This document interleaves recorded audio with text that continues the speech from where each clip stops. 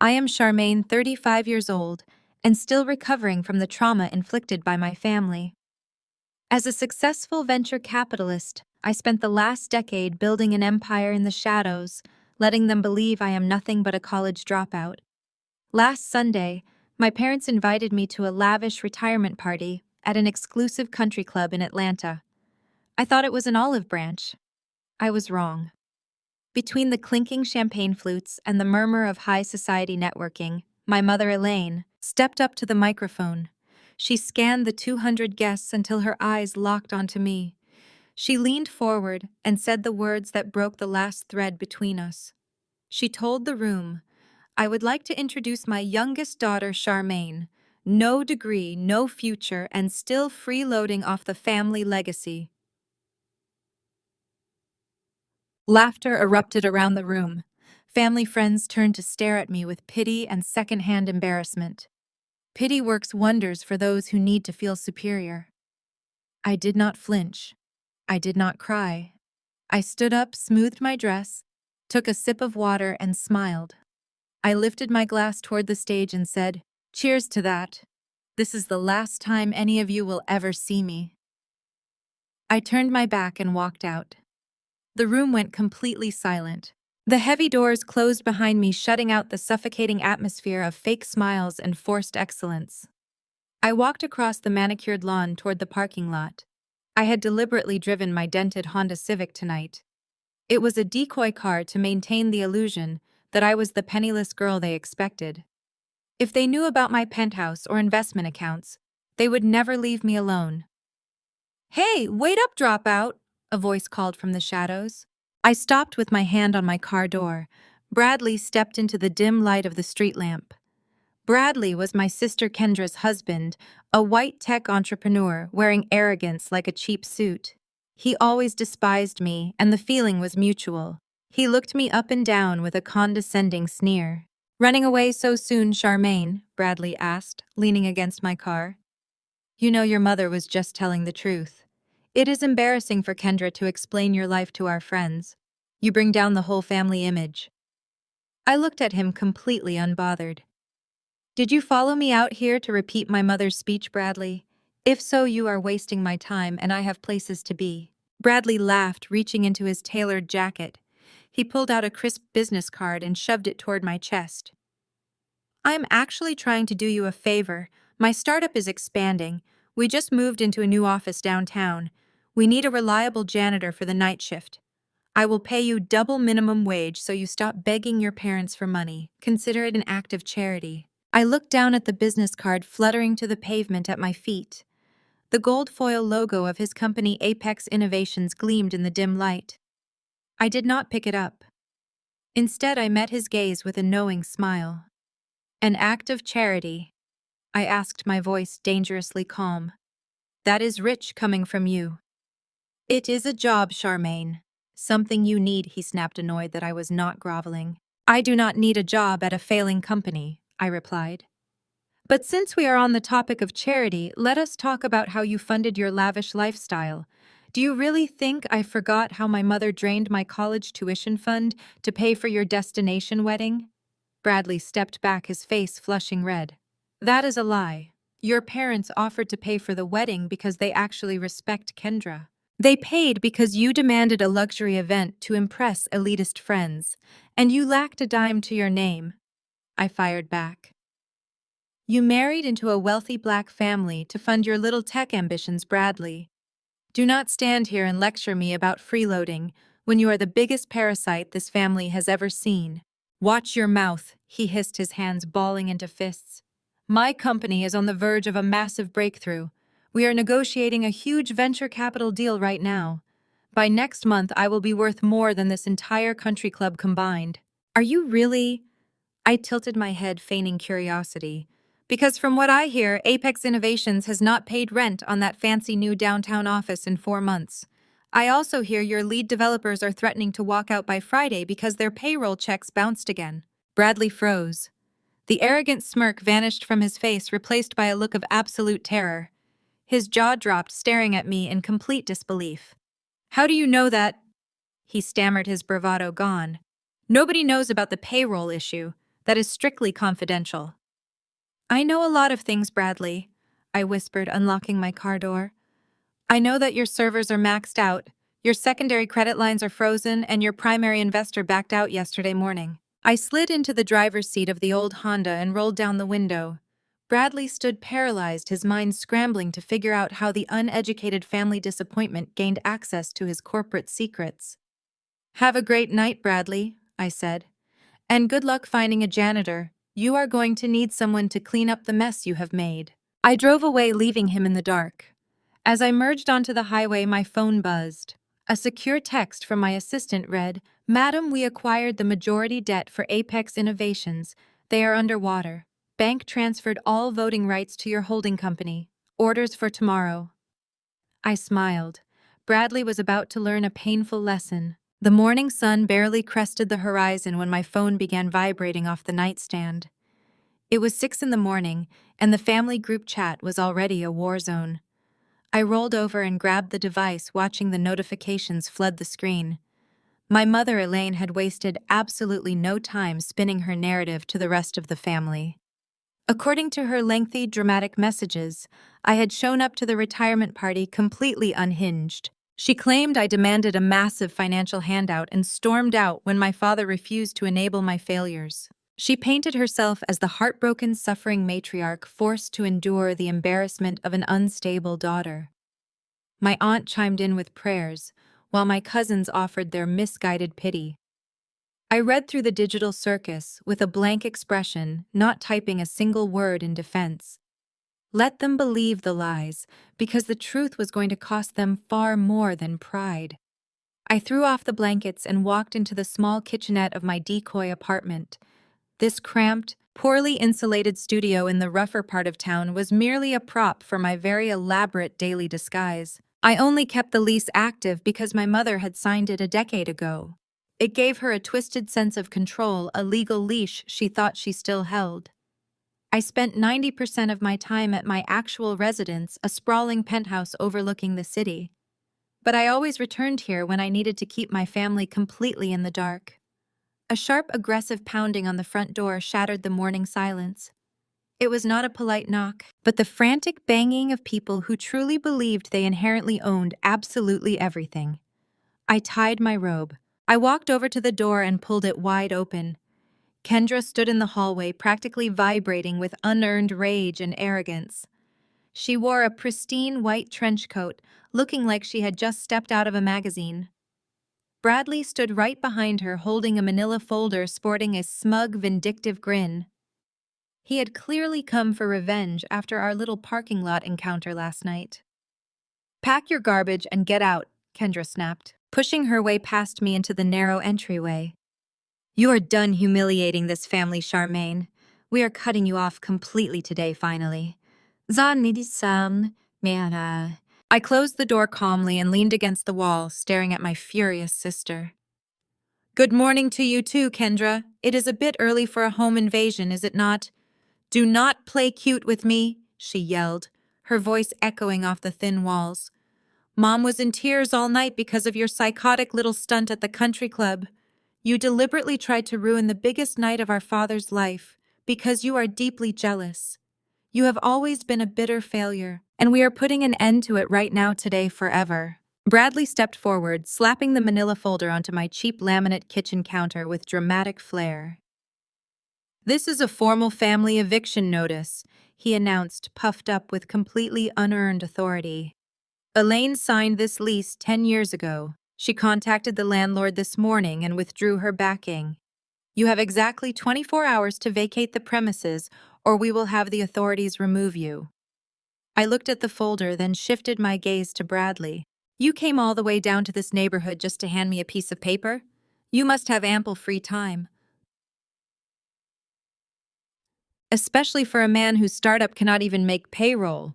Bradley flinched, his eyes darting nervously toward Kendra, who looked confused by my sudden financial accusation. He clearly had not told his wife about the massive debt his tech company was drowning in. He puffed out his chest, desperately trying to recover his dominance in front of her. "You are delusional, Charmaine. You are just lashing out because you are broke and getting kicked out.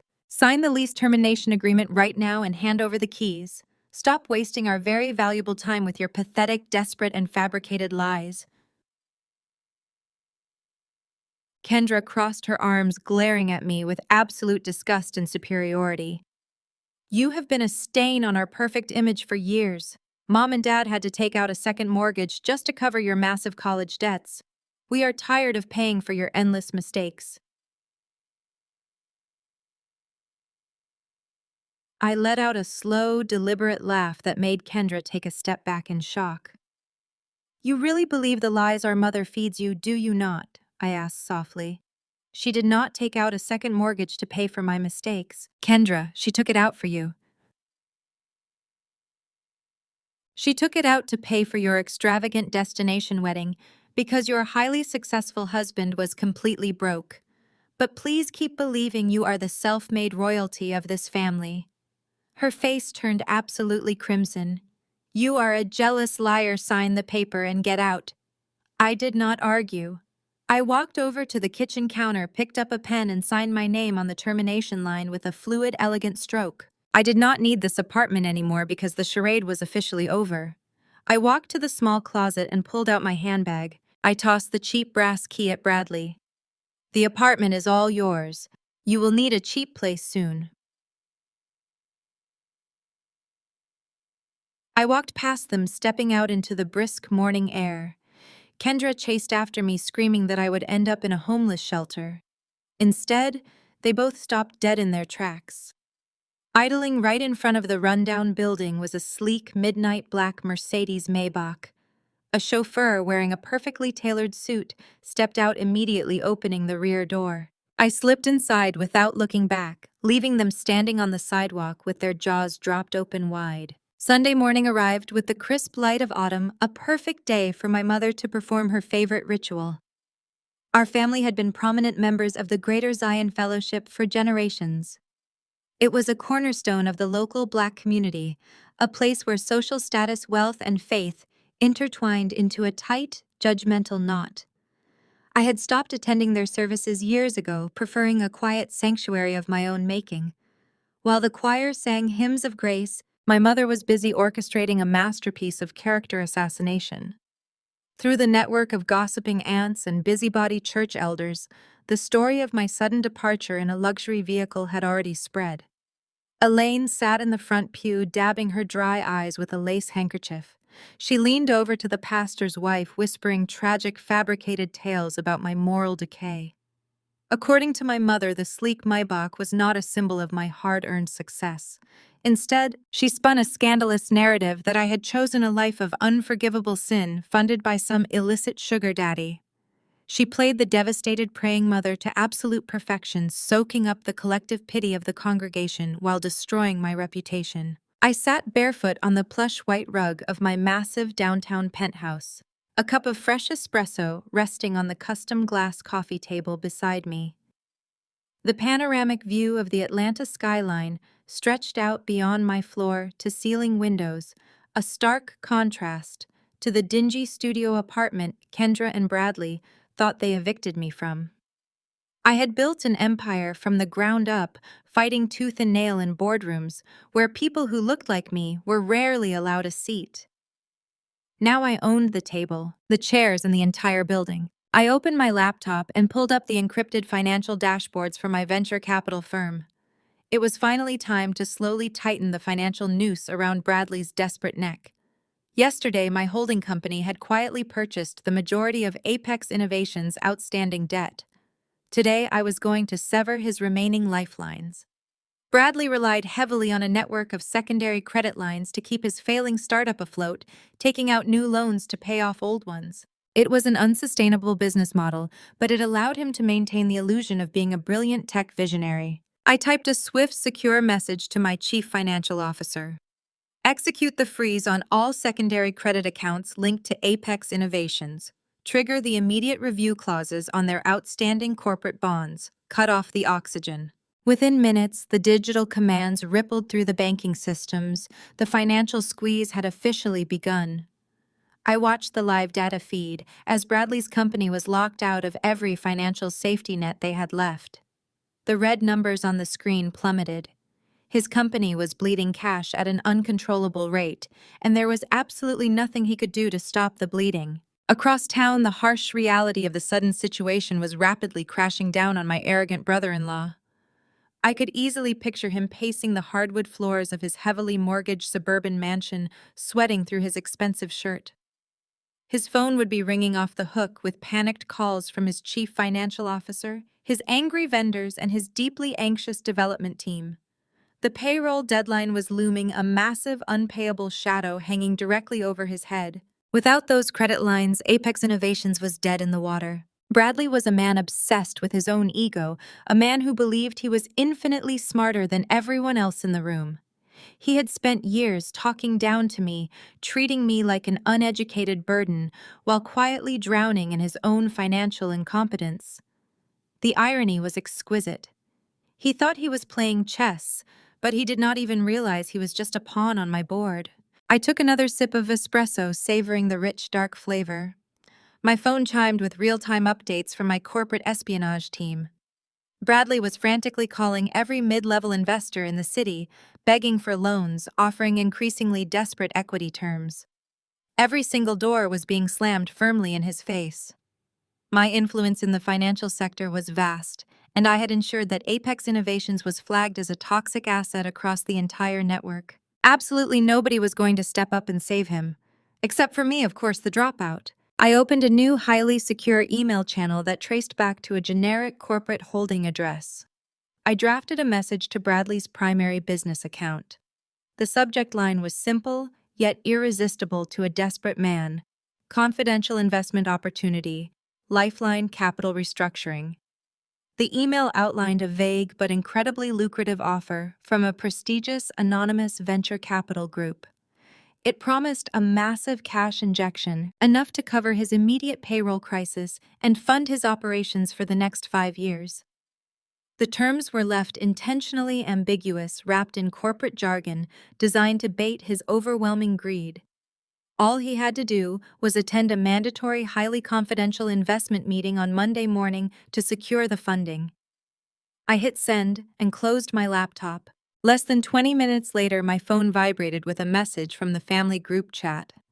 The text was from Bradley, dripping with his usual repulsive arrogance. "Great news, everyone! A billionaire savior just reached out to my company. A massive venture capital firm wants to invest millions into Apex Innovations. I am about to make this family richer than ever before." My mother immediately replied with praising emojis, calling him a true blessing and the real provider of the family. Kendra chimed in, gloating about how hard work always pays off. I stared at the glowing screen, a cold, calculated smile forming on my face. They were celebrating their impending salvation, completely unaware that the billionaire savior they were thanking God for was the exact same daughter they had just mocked, evicted, and thrown away. Saturday evening arrived with the heavy atmosphere of the Greater Zion Fellowship annual charity gala.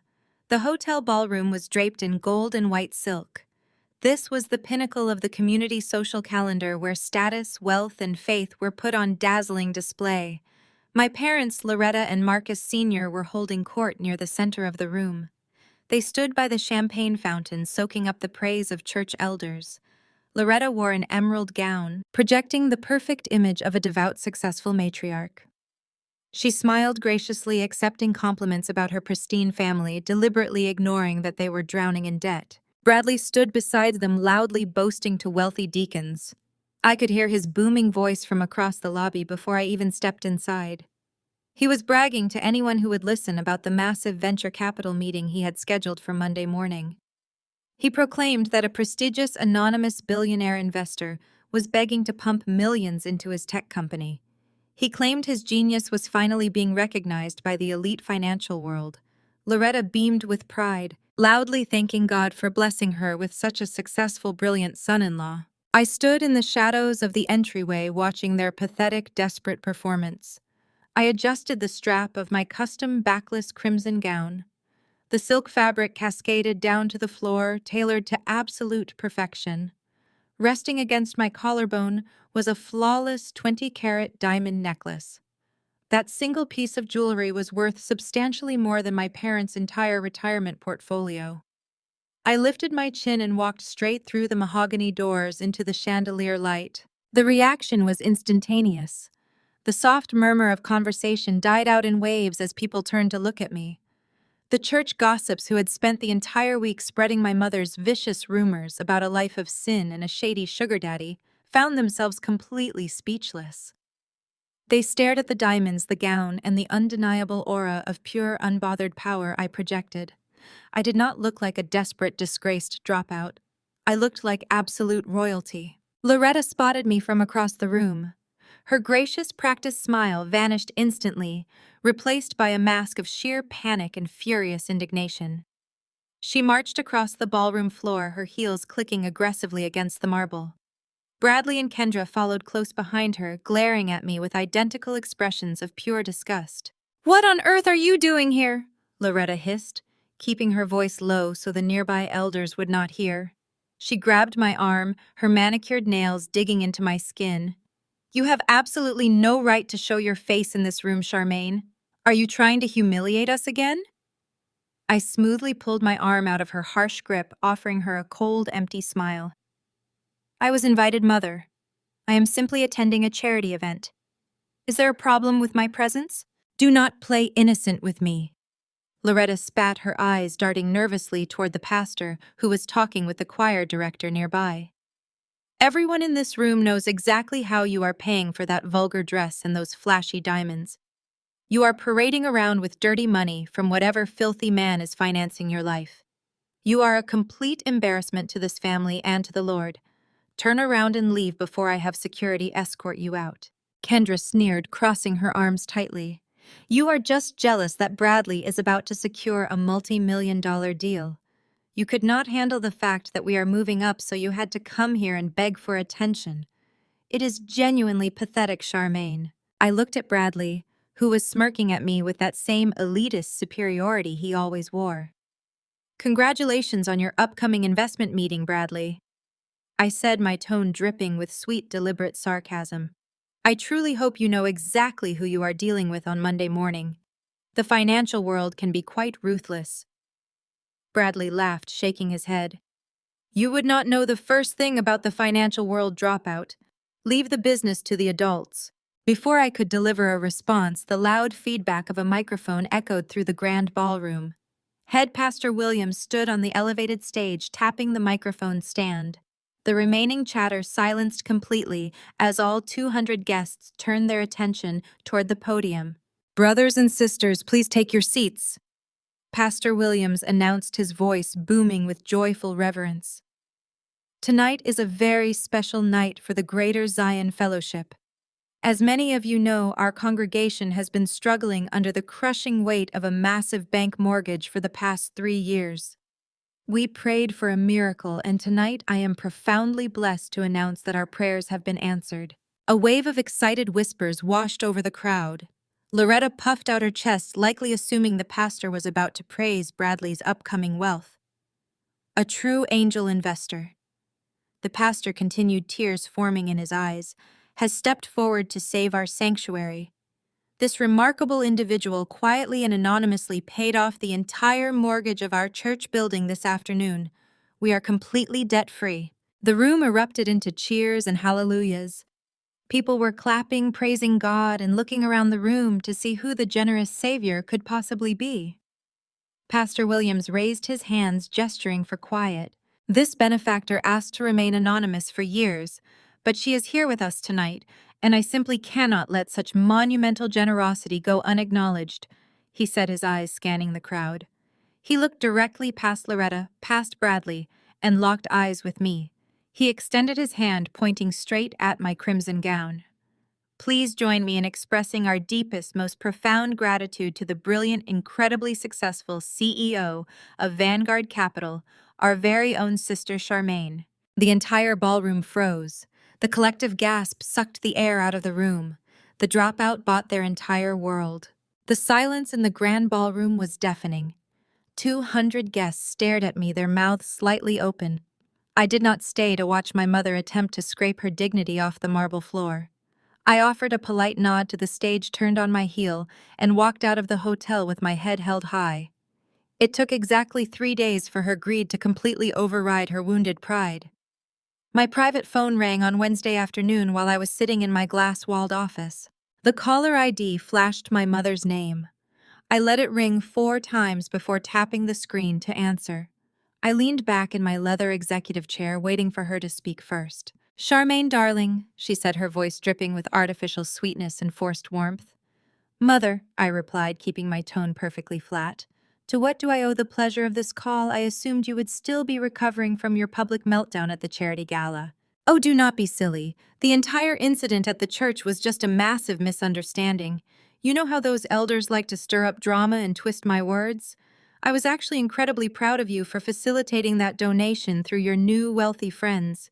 We always knew you had a knack for networking, even without a degree." She still refused to believe the money was actually mine. In her deeply prejudiced mind, I was just a lowly middleman funneling cash from some mysterious billionaire boss. I did not bother correcting her.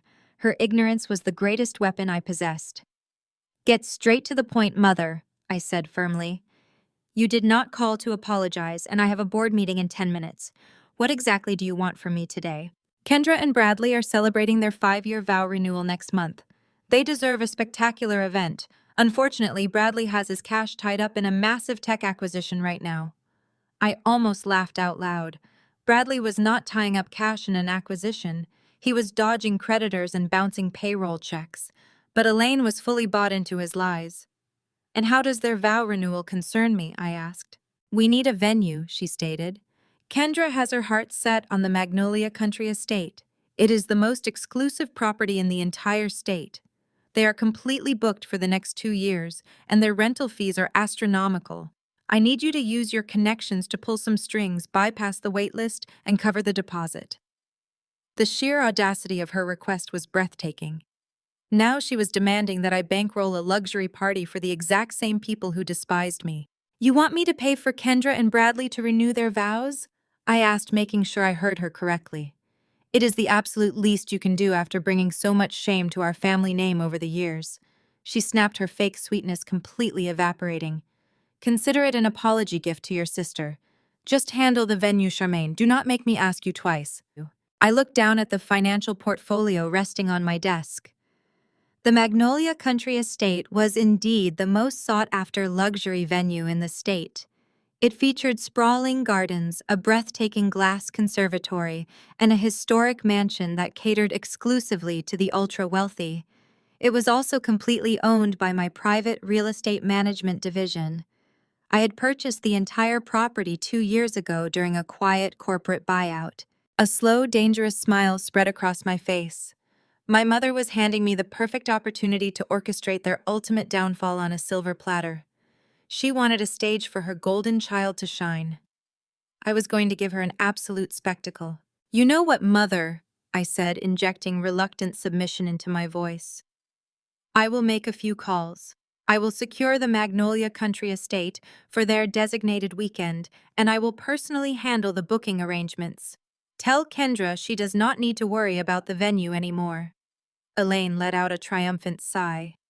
"That is a good girl, Charmaine. I knew you would eventually see reason. I will text you the guest list and catering requirements tonight. Do not mess this up." "Oh, I promise you, I will not mess this up," I replied softly. "It will be a day none of you will ever forget." She hung up the phone without another word. I immediately dialed the direct line for the general manager of the Magnolia Country Estate. He answered on the second ring, his voice professional and brisk. "Good afternoon, Madam CEO," he said. "How can I assist you today?"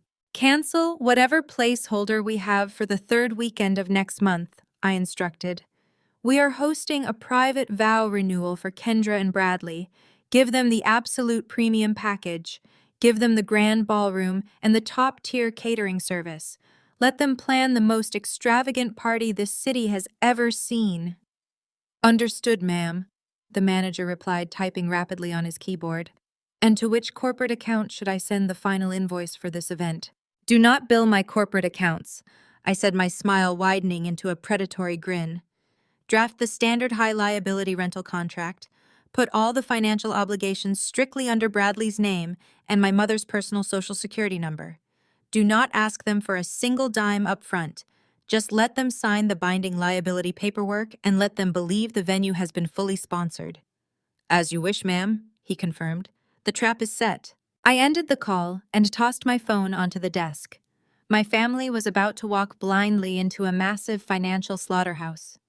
They thought they had successfully bullied the uneducated dropout into funding their incredibly lavish lifestyle once again. They had absolutely no idea that I personally owned the entire massive private estate. While my mother busied herself with planning a lavish spectacle on my property, Bradley was marching directly into the financial slaughterhouse I had meticulously prepared for him. Monday morning arrived with a torrential downpour, but the gloomy weather did not dampen his massive inflated ego. He walked into the towering glass skyscraper wearing a bespoke suit purchased on a drained credit card. He bypassed the reception desk with his usual arrogance. I sat at my desk across the city, listening to the meeting through a secure audio feed. My proxy was a ruthless corporate attorney named Elias Thorne, a veteran shark specializing in predatory lending. He sat at the head of a mahogany conference table, waiting as Bradley swaggered into the room. Bradley did not bother with pleasantries. He dropped a 50-page pitch deck onto the table, demanding a massive cash injection while offering terrible equity terms. He spoke with the unearned confidence of a man who believed his presence was a gift. Apex Innovations is poised to disrupt the entire tech landscape, Bradley announced. We are offering your anonymous client the rare opportunity to get in on the ground floor. I am willing to part with a 5% equity stake in exchange for a $10 million capital infusion. I need the funds transferred by Friday to expedite our expansion protocols. I sipped my hot, dark coffee, waiting for the slaughter. Over the feed, I heard Elias sliding the pitch deck right back across the table. He did not even open it. Mr. Bradley, let us stop wasting time, Elias said, his voice cold.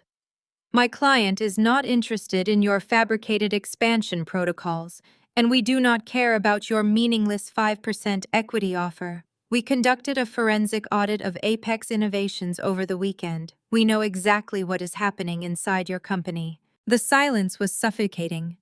Bradley cleared his throat nervously, the sudden shift in power catching him off guard. I am not sure what you mean, Bradley stammered, attempting to maintain his facade. Our financials are incredibly strong. Your financials are a disaster, Elias countered sharply. You are 3 months behind on your payroll obligations. Your lead development team is preparing to file a class action lawsuit against you this week. Furthermore, every single secondary credit line you have was frozen on Sunday morning due to massive defaults. Your company is bleeding cash at an unsustainable rate, and you are facing imminent bankruptcy. You do not have leverage here. You have desperation. I could hear the frantic tapping of his fingers against the table. The illusion of his success was being stripped away, exposing the fraud he truly was. He was trapped, and he knew it. If his company collapsed, the foundation of his marriage and his high society image would instantly crumble. My mother would turn on him, his country club friends would shun him, and the upcoming vow renewal would be canceled in absolute disgrace. He could not afford to lose his carefully curated facade. Look, we just hit a temporary cash flow issue, Bradley pleaded, his voice cracking with sudden panic. We have a major software update launching next month that will triple our revenue. I just need a bridge loan to cover the operational costs until the launch. If your client is not interested, I can easily take this lucrative opportunity to another firm. No, you cannot, Elias replied smoothly. You have been flagged as a toxic asset across the entire financial network. Nobody else is going to take your calls. My client is the only lifeline you have left, and we dictate the terms. I smiled, leaning closer to the speaker. This was the exact moment the steel trap snapped shut. What are the terms? Bradley asked, his breath ragged and shallow. My client is willing to provide a $2 million bridge loan to cover your immediate payroll and operational debts, Elias explained. However, this is a high-risk investment, which means it comes with aggressive collateral requirements. To secure this cash, you must personally guarantee the loan. Personally guarantee it? Bradley echoed, his voice shaking. What exactly does that entail? It means you must pledge your primary residential property as collateral, Elias stated firmly. Furthermore, my client requires 100% of your company voting rights to be transferred to our holding firm until the loan is fully repaid with interest. If you default on a single payment, we seize your home and we take permanent ownership of Apex Innovations. The terms were absolutely predatory, designed to strip him of every single asset he falsely claimed to own. Any competent businessman would have walked away, immediately consulted a lawyer, and filed for bankruptcy protection. But Bradley was not a competent businessman. He was a narcissist entirely blinded by ego and terrified of public humiliation. He needed that money to pay his angry developers, but more importantly, he needed it to fund the extravagant vow renewal at my estate. "Fine," Bradley whispered, defeated and cornered. "Where do I sign?" "The documents are right in front of you," Elias said, sliding a thick stack of legal paperwork across the mahogany table. "Sign on the dotted lines, and the funds will be wired to your corporate account within the hour." Through the audio feed, I listened to the scratching sound of a luxury fountain pen moving rapidly across paper. Bradley was signing away his life line by line.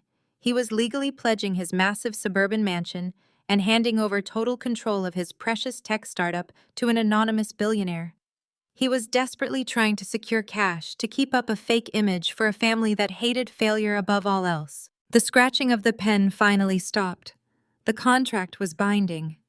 Bradley had just sold his soul to secure his facade, completely unaware that he had just handed the keys to his entire life directly over to the uneducated, worthless sister-in-law he relentlessly mocked.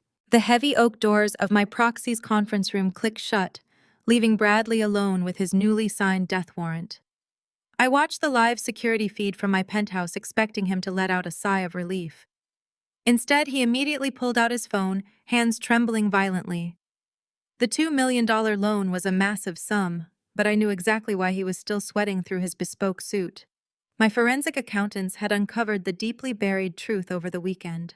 Bradley was not just failing at business. He had been actively embezzling company funds for months to maintain an extravagant lifestyle for a 22-year-old mistress hidden in a downtown condo. The loan would cover his angry developers, but it would not fill the massive black hole in his personal finances. He was still short $500,000, and his grandiose vow renewal at my estate was looming. If the truth about his reckless infidelity and stolen cash leaked out to Kendra, his entire house of cards would instantly disintegrate into a million worthless, pathetic pieces. Bradley dialed a number, pacing the polished floor like a caged animal. He pressed the phone tightly against his ear, breathing heavily as it rang. I tapped a key on my laptop, intercepting the outbound call. He was calling my mother. Loretta answered on the second ring, her voice dripping with pure maternal adoration. "Bradley, my brilliant son, tell me the meeting was a total success today. I want to give the church planning committee all the glorious, wonderful details tonight." "The meeting was completely phenomenal, Elaine." Bradley lied smoothly, masking his intense panic with that toxic, arrogant charm she absolutely loved. "The anonymous billionaire investor is fully on board. We are finalizing the paperwork for a massive capital injection." "Oh, praise the Lord!" My mother gasped loudly, practically clapping her hands together. "I always knew you were destined for sheer greatness. Kendra is incredibly blessed to have a strong provider like you." "There is just one tiny administrative hurdle," Bradley continued, lowering his voice to sound deeply conspiratorial. "The funds are locked in an international holding account for exactly 14 days, while the SEC thoroughly clears the transfers. It leaves me in a temporary cash flow bind for the vow renewal and some immediate critical vendor payouts. I am $500,000 short." The line went dead silent. For my mother, the vow renewal was the ultimate showcase of our family's absolute social dominance. It was her vital opportunity to parade her white son-in-law in front of the black elite of Atlanta, proving she had secured lasting generational wealth. Canceling the event would destroy her carefully curated image completely. $500,000 is highly significant, Bradley," Loretta whispered, sheer panic creeping into her voice. "Marcus and I do not have that kind of liquid cash just sitting around in checking accounts." "I know, and I truly hate to even ask," Bradley manipulated playing the desperate victim perfectly. But if I default on these vendor payouts, the local media will get wind of it. It could spook the investor and jeopardize the entire acquisition. I just need a temporary financial bridge. I leaned back in my soft leather chair, utterly disgusted. He was playing her like a very cheap violin, using her desperate need for social validation entirely against her. "Let me handle it entirely," Loretta said, her voice hardening with sudden determination. "Do not tell Kendra, and absolutely do not tell Marcus. I will secure the necessary capital by tomorrow afternoon. We are certainly not canceling that massive vow renewal." She hung up immediately. I switched my surveillance focus directly to my childhood home. Loretta moved incredibly fast when her social pride was on the line. She did not consult a financial advisor or her husband. Instead, she began making calls to rapid approval private lending firms. She was looking for a hard money loan that could be funded within 24 hours. She found exactly what she was desperately looking for. A boutique lending agency promised immediate cash transfers based purely on property equity. The sprawling family mansion in Fairfield was fully paid off. It was the absolute crown jewel of my parents' lifelong hard work. Loretta was willing to bet that entire legacy on Bradley's empty promises. The very next afternoon, Loretta sat in a sterile modern office across town. She eagerly signed a thick stack of legally binding documents, placing a high-interest second mortgage right on the family estate. She accepted a highly predatory interest rate and ruthless repayment terms, completely blinded by the illusion of impending wealth. She thought she was a silent saving hero. My private office phone suddenly buzzed, breaking the quiet hum of my penthouse. It was Elias Thorne, my personal proxy attorney. "Madam CEO," Elias reported, his voice entirely devoid of emotion.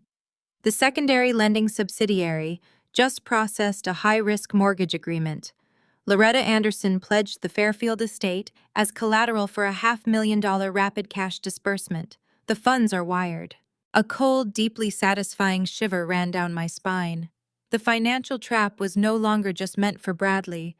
My mother had willingly walked right into the cage and tightly locked the door behind her. "Verify all the signatures and secure the deed," I instructed calmly, looking out over the sprawling city skyline. "Store it very safely in my personal vault." "Understood," Elias said quietly. "You officially hold the mortgage to your parents' home. They fully belong to you now." I ended the secure phone call and let out a slow, heavy, and extremely deliberate breath.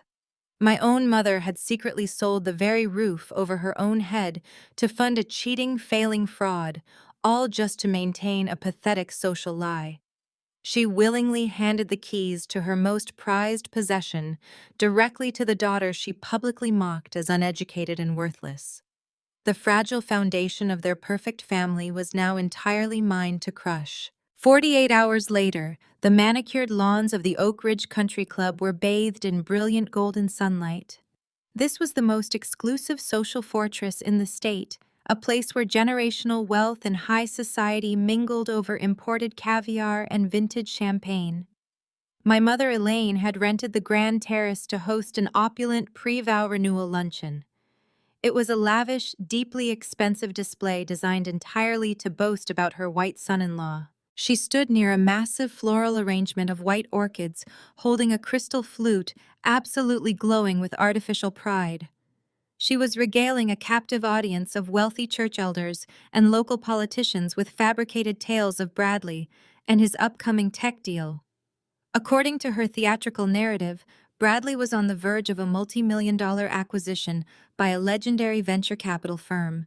She painted him as a brilliant visionary, casually omitting the fact that she had secretly mortgaged her own home just to keep his failing company afloat for the weekend. Kendra stood right beside her, wearing a designer pastel dress, soaking up the unearned admiration of her peers.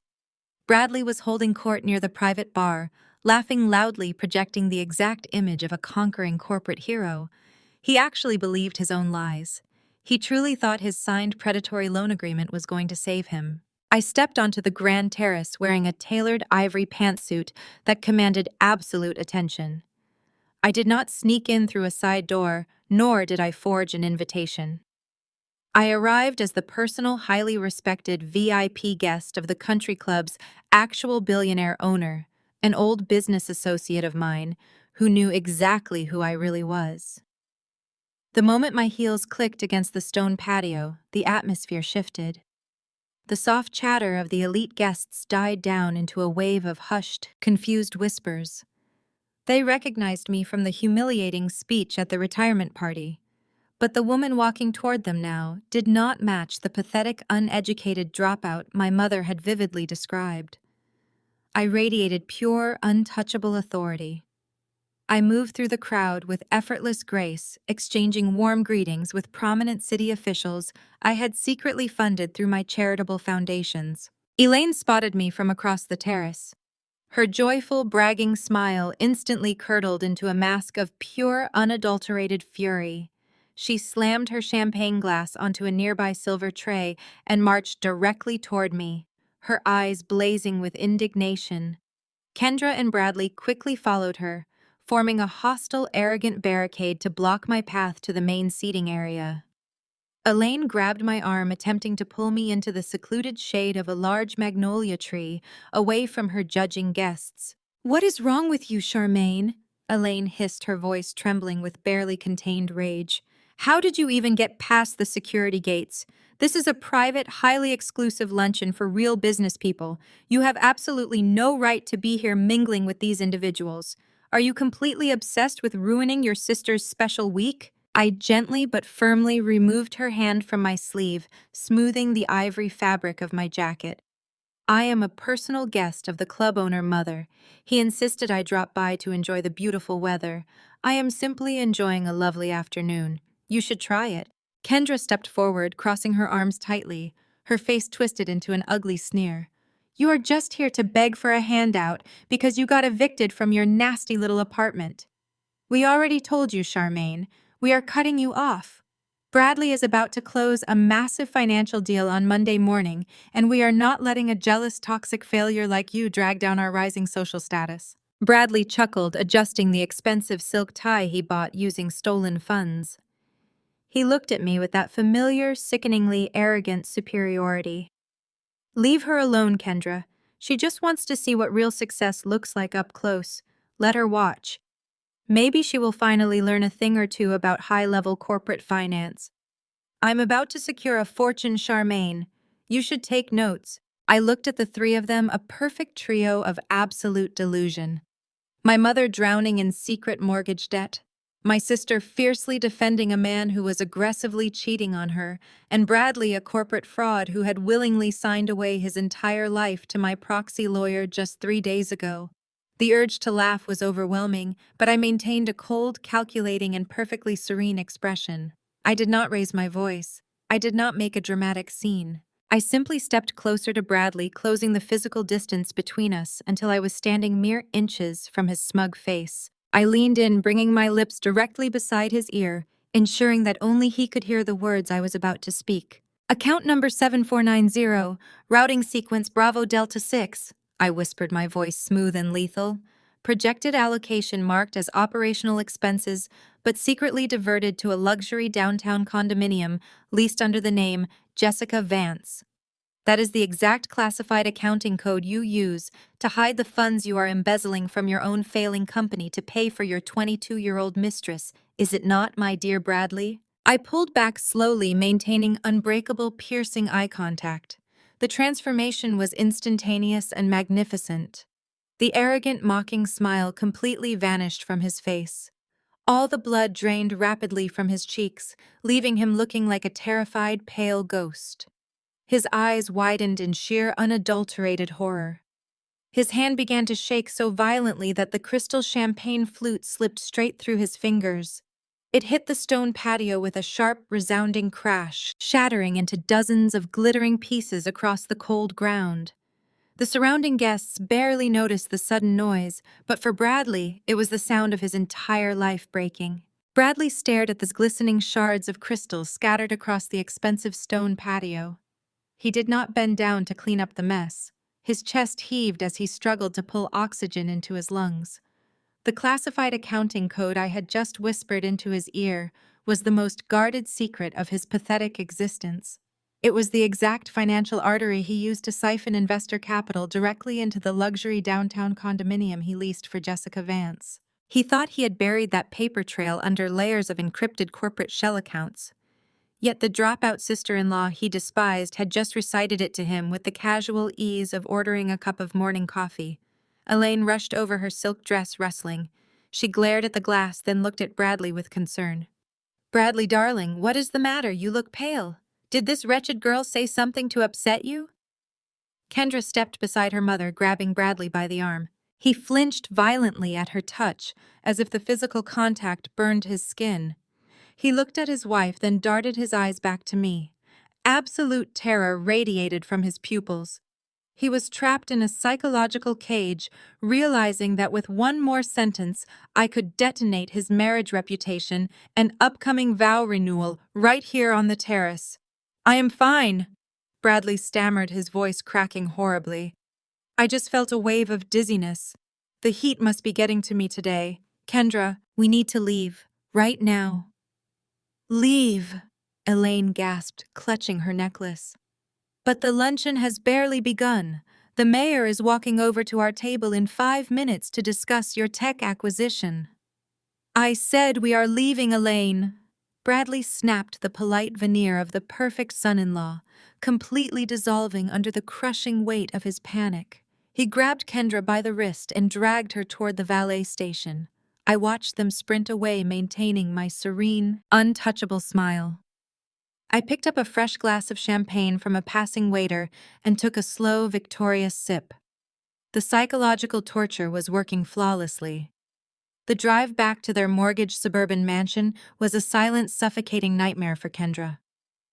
According to the surveillance feed I later reviewed from their smart home security system, Bradley paced the length of their marble foyer like a trapped rat when they walked through the front door. His mind was spiraling into absolute paranoia. How did Charmaine know about Jessica? How did she get the routing numbers? Did she hire a private investigator? Was she secretly working with his angry development team? He was suffocating in his own guilt, incapable of understanding that he willingly handed over his entire company data to my proxy lawyers 3 days ago. Kendra dropped her designer handbag onto the kitchen island and crossed her arms tightly. "What is going on with you, Bradley? You humiliated us in front of the country club. You ran away from my mother. What exactly did Charmaine say to you to make you act like a terrified child?" Bradley stopped pacing. He looked at his wife, his manipulative brain shifting into rapid damage control. He could not tell her the truth, so he opted for the only weapon he had left: pure gaslighting. "Your sister is completely insane, Kendra," Bradley shouted, running his shaking hands through his hair. "She is deeply unstable." She leaned in and started whispering these crazy psychotic threats about ruining our vow renewal. She claimed she has been stalking our house, tracking my movements, and contacting my business rivals to spread malicious lies about my company. She is severely jealous of our happiness and our impending wealth. Kendra's eyes widened in horror. "She said she is stalking us. That is completely deranged. Why would she do that?" "Because she is a pathetic, miserable dropout who cannot stand to see you thriving," Bradley continued, leaning closer to his wife to sell the desperate lie. "Think about it, Kendra. She showed up today dripping in blood diamonds from some shady criminal she's probably sleeping with. She wants to drag us down into the gutter with her. We cannot let her anywhere near our vow renewal. She will deliberately sabotage the ceremony to punish your parents." Kendra bought the lie instantly. Her lifelong conditioning to view me as a toxic failure made it incredibly easy for her to accept Bradley's fabricated narrative. She immediately picked up her phone and dialed our mother. Elaine answered on the first ring, still fuming from the country club incident. Bradley stood over Kendra's shoulder, feeding her exactly what to say. They formed a frantic, toxic echo chamber, reinforcing each other's worst prejudices. Elaine aggressively agreed that I was a dangerous, jealous liability. They collectively decided that the only way to protect their pristine image of absolute excellence was to sever me from the event completely. I was sitting at my custom mahogany desk in my downtown penthouse when my personal phone illuminated with a new text message. The notification displayed Kendra's name. I unlocked the screen and read the predictable, highly anticipated words. "Stay away from my family, you toxic failure. You are completely banned from our vow renewal. If you come anywhere near the Magnolia Country Estate next weekend, we will have you arrested for trespassing and stalking. You are dead to us." I read the message twice, letting out a soft, delighted laugh. They genuinely thought they were banishing me from their grand social triumph. They had absolutely no idea that I personally owned the Magnolia Country Estate, and they were walking blindly into an inescapable financial slaughterhouse. I set the phone down and opened my encrypted corporate dashboard. It was time to push Bradley over the absolute edge. I smiled, tapping a button on my laptop, and I initiated the freezing of Bradley's corporate accounts. He was about to lose everything he had left. His total financial destruction was complete. The morning of the 5-year vow renewal arrived with cloudless blue skies and a gentle, warm breeze sweeping across the immaculate, sprawling grounds of the Magnolia Country Estate. My mother had spared absolutely no expense for this spectacular illusion. The grand lawn was covered in perfectly aligned rows of white velvet chairs. Thousands of imported white roses cascaded from a massive floral archway positioned directly under the historic glass conservatory. A professional string quartet played softly near a towering crystal champagne fountain.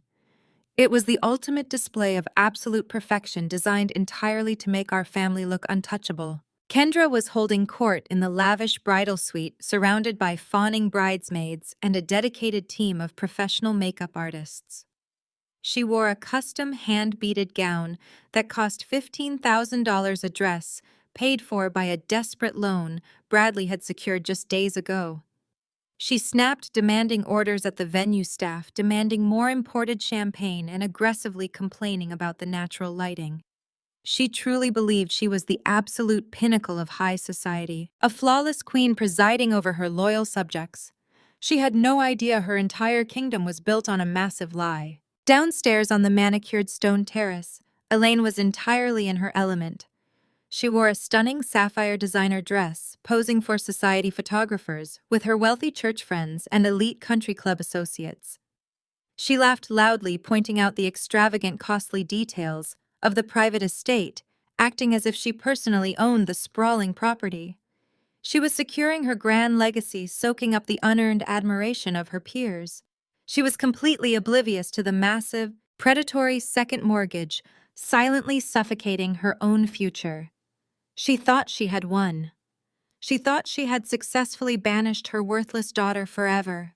Bradley, however, looked like a condemned man walking to his own execution. He stood near the garden entrance, clutching his cell phone with tight white knuckles. He was supposed to be the triumphant, wealthy husband, but his face was slick with cold, terrified sweat. My digital execution had worked perfectly over the weekend.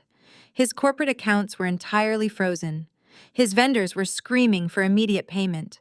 He was completely broke, standing in a rented tuxedo, desperately hoping his fake billionaire investor would miraculously save his failing startup on Monday morning. He was trapped in a financial nightmare. I did not sneak into the exclusive venue.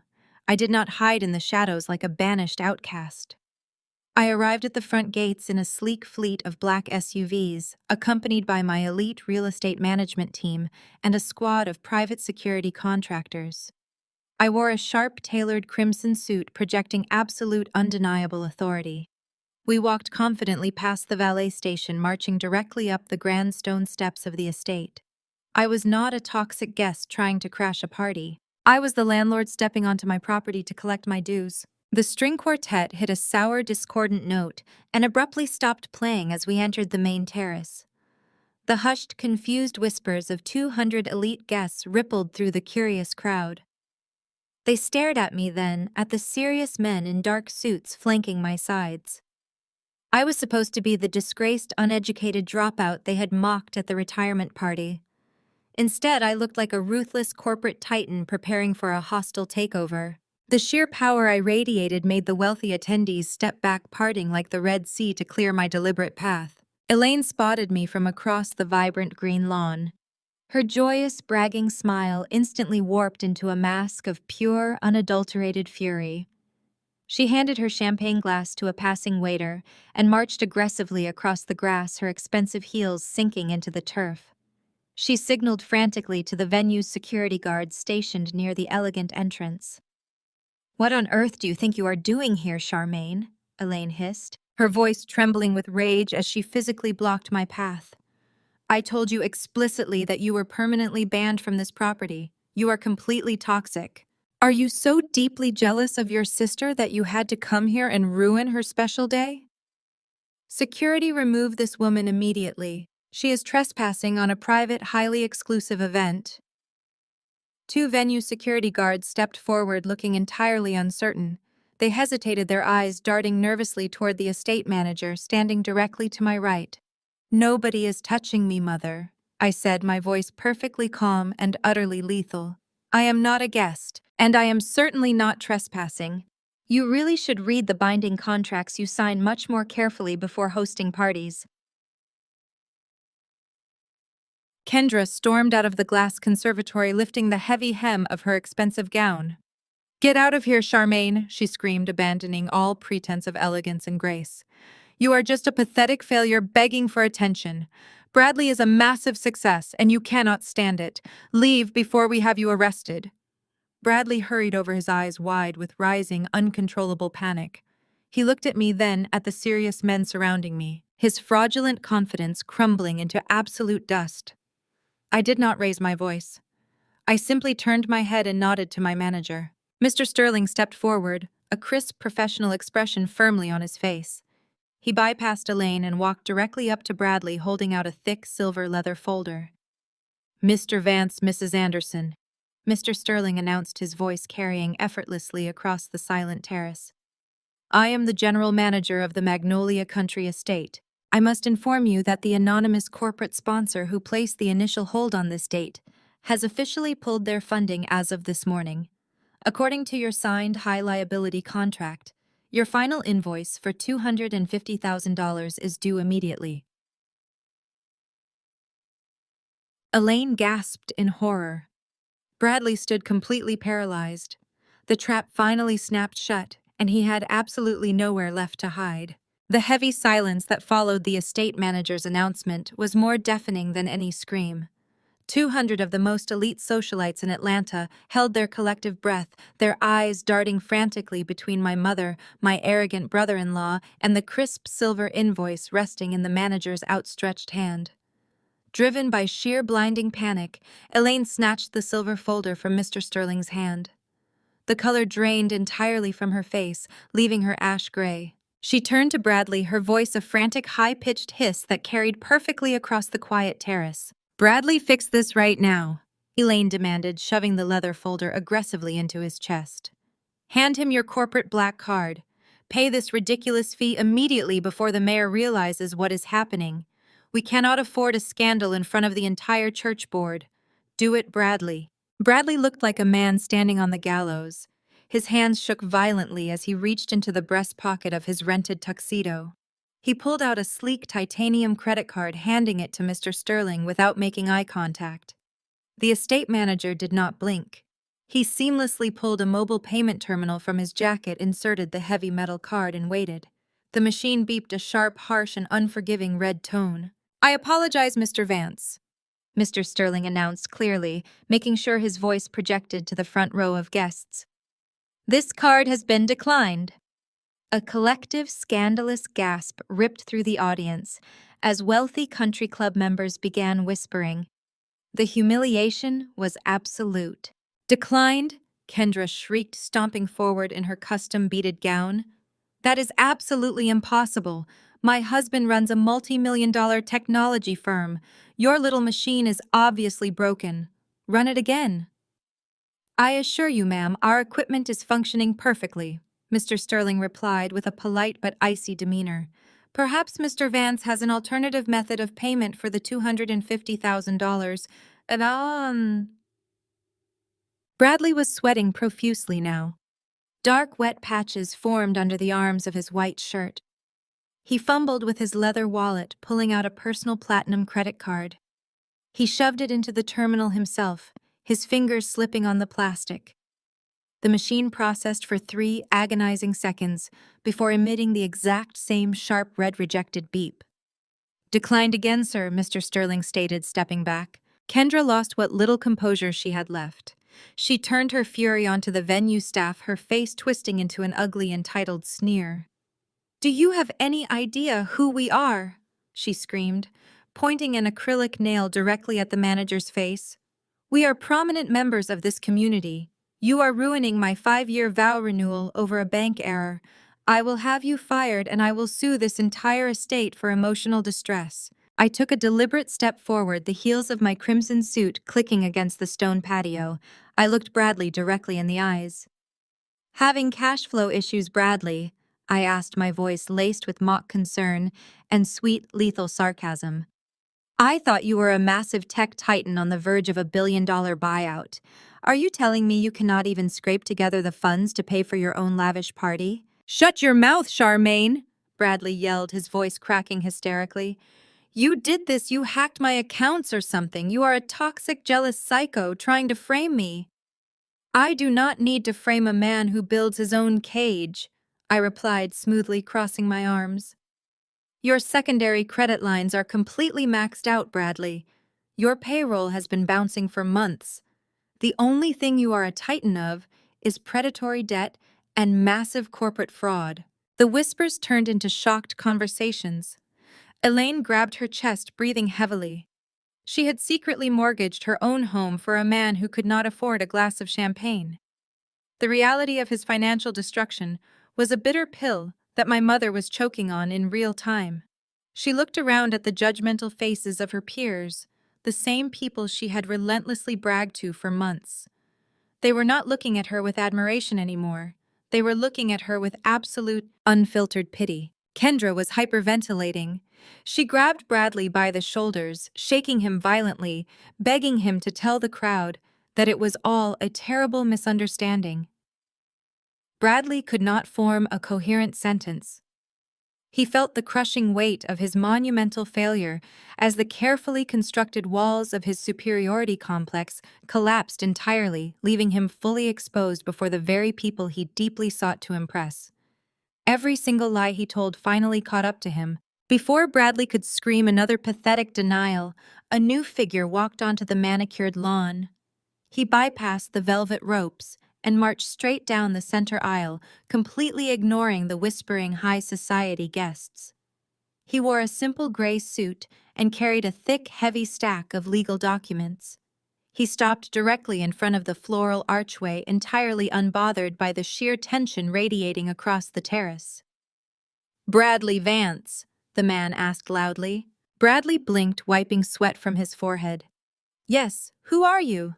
How did you get past security?" "You have been served," the process server announced, slamming the massive stack of legal papers directly into Bradley's chest. Bradley fumbled, catching the heavy documents before they hit the grass. The process server turned to leave but paused, looking back over his shoulder. "You are being sued for gross corporate malfeasance, embezzlement, and breach of fiduciary duty by your primary investor. You are scheduled to appear in federal court on Tuesday morning. Have a great day." The heavy papers felt like an anchor in his hands.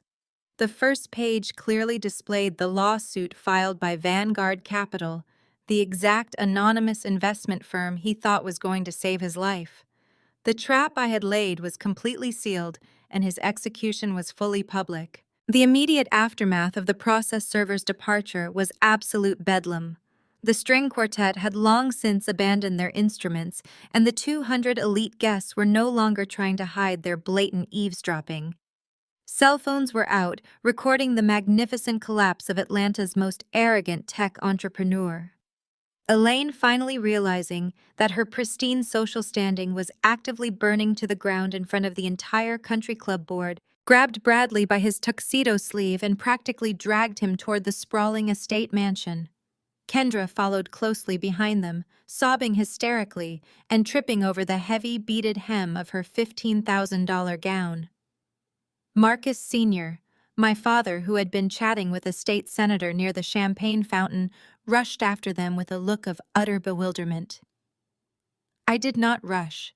I took my time enjoying the warm afternoon breeze as I strolled gracefully behind my family, stepping into the lavish bridal suite where they had barricaded themselves. The heavy oak doors of the bridal suite slammed shut, muting the loud gossiping whispers of the outdoor crowd. The atmosphere inside the room was instantly toxic. They turned on each other like a pack of starved wolves backed into a corner. Elaine paced the length of the Persian rug, her hands pulling frantically at her carefully styled hair. She refused to accept the reality resting in Bradley's trembling hands. "This is a massive bank error," Elaine shouted, pointing a manicured finger at the ceiling. "That fraudulent investment firm must have filed those papers against the wrong company. Bradley, call your lawyers immediately. Call the police. We are going to sue this venue. We are going to sue the bank, and we are going to sue that process server for defamation." And so Bradley slumped onto a velvet-tufted sofa, staring blankly at the thick stack of legal documents resting on his lap. He could not even formulate a coherent sentence. His face was devoid of all color, and his chest heaved with shallow, panicked breaths. He knew exactly what Vanguard Capital was, and he knew they possessed absolute proof of his corporate crimes. Kendra stood over him, her face stained with ruined expensive makeup. She slapped the legal documents out of his hands, sending the papers scattering across the floor. "Say something to me, Bradley," she screamed, her voice cracking with pure desperation. "Tell me this is a joke. Tell me you did not just humiliate me in front of every single person I know on the day of my vow renewal. Where is the billionaire investor you promised? Where is the money?" "There is no billionaire investor, Kendra," I said smoothly, leaning against the heavy mahogany doorframe. "There is only debt fraud and a massive federal lawsuit." My father, Marcus Sr., turned his furious gaze directly onto me. He had spent his entire life enabling my mother's delusions and praising Bradley's superficial success. He could not handle the fact that his golden son-in-law was a complete criminal failure. He needed a scapegoat, and as always, he chose his youngest daughter. "This is entirely your fault, Charmaine," Marcus demanded, stepping aggressively toward me. "You came here today with your thugs to ruin your sister's special day just because you are jealous. You have obviously been plotting this malicious sabotage. You paraded around the church gala last week with your mysterious sugar daddy's money, bragging about your dirty wealth. If you have access to that kind of cash, you need to call whoever is funding your lifestyle right now. You need to get them to write a check and bail your brother-in-law out of this mess immediately. You owe this family." I looked at my father, feeling absolutely nothing but cold, detached pity. He truly believed I was a worthless dependent, even while demanding I use my supposed illicit connections to save his perfect family. "I do not owe this family a single dime," I replied, keeping my voice perfectly level. "And I certainly do not owe Bradley a bailout for his own pathetic, reckless greed. He is a brilliant businessman experiencing a temporary cash flow crisis," Elaine yelled, rushing over to stand beside my father. "You are just a bitter, uneducated dropout who cannot understand high-level corporate finance. Bradley was building an empire for Kendra." "An empire!" I laughed, a sharp, genuinely amused sound that cut right through their delusional screaming. "He is not building an empire, Mother. He is building a massive criminal indictment. You all want to blindly believe that Bradley is just a victim of a bad economy or a ruthless bank. You want to believe he was working 60-hour weeks to provide a life of luxury for his devoted wife. But that is a complete pathetic lie, and I am incredibly tired of listening to it." Kendra wiped her mascara-stained cheeks, glaring at me with raw, unfiltered hatred. "You do not know anything about my husband's finances, Charmaine. You are just making up vicious, toxic lies because you want to see me suffer. I know every single cent that has moved through his corporate accounts for the past 3 years," I stated, stepping away from the doorframe. I unclasped my clutch purse and reached inside. My fingers wrapped around a small, sleek silver flash drive. I walked directly past my screaming mother and my threatening father. I moved toward the massive 80-inch smart television mounted on the far wall of the bridal suite. I slipped the flash drive into the side port of the screen. Bradley's head snapped up. The absolute paralyzed fear in his eyes deepened. He suddenly realized what I was about to do. He lunged forward from the velvet sofa, reaching out to stop me, but he tripped over his own clumsy feet. "You want to know where all his money went?" I asked. "Watch." I pressed play. Security footage and financial receipts proved Bradley was funding a lavish lifestyle for his young mistress. The screen flickered to life, illuminating the bridal suite with undeniable truth. Security footage from a luxury boutique showed Bradley draped over a blonde woman. He was handing a platinum credit card to the cashier, purchasing a diamond bracelet. The screen shifted to a montage of banking statements and real estate leases. The documents highlighted the exact routing numbers I had whispered to him earlier. They displayed monthly rent payments of $8,000 for a penthouse listed under Jessica Vance. The transfer dates aligned perfectly with the months his development team went unpaid. Kendra dropped heavily to her knees, her beaded gown pooling around her. A sob ripped from her throat. She stared at the bright television screen, her hands covering her mouth in absolute horror. Bradley scrambled frantically across the Persian rug, desperately clawing at the wooden entertainment console to yank the flash drive out of the port. He ripped the small silver device from the slot, plunging the large screen into abrupt darkness, but the damage was permanently done. The digital financial receipts were permanently burned into the retinas of everyone standing in the room. "Kendra, baby, please listen to me," Bradley begged, crawling toward his weeping wife with his hands outstretched. "That is entirely manipulated footage. Charmaine fabricated those documents to ruin our special day. I have never even met a woman named Jessica Vance." Kendra violently slapped his reaching hands away, her chest heaving with hysterical, uncontrollable tears. "Do not touch me, you disgusting liar," she screamed, her voice echoing sharply off the vaulted ceiling. "That was your personal corporate bank account on the screen. I recognized the last 4 digits. You have been claiming we were completely broke because of market fluctuations. You told me we had to put this entire vow renewal on high-interest credit cards because your cash was tied up in corporate acquisitions. You have been stealing from our future to pay luxury rent for a girl." Bradley looked wildly at Marcus Sr., desperately seeking a sympathetic ally, but my father simply stared at the blank television screen in a state of catatonic shock. His golden son-in-law, the great white hope of our family legacy, was a common thieving adulterer. I expected my mother to explode. I expected Loretta to march across the suite, slap Bradley, and drag her weeping daughter out of the toxic wreckage. Instead, Loretta performed the most horrifying psychological pivot I had ever witnessed. She smoothed the front of her sapphire dress, stepped right over Bradley, and knelt firmly beside Kendra. "Stop crying this instant, Kendra," Loretta commanded, her voice dropping into a harsh, pragmatic whisper. "Dry your eyes and fix your running makeup. We have 200 of the most influential people in Atlanta waiting for us on the grand lawn, and we are not giving them a scandalous spectacle." Kendra looked at our mother as if she had grown a second head. "He is actively cheating on me, Mom. He is a massive fraud. He spent our life savings on a mistress.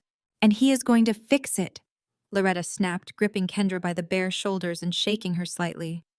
"You're going to keep your mouth completely shut, and you're going to walk down that aisle and smile beautifully for the society photographers.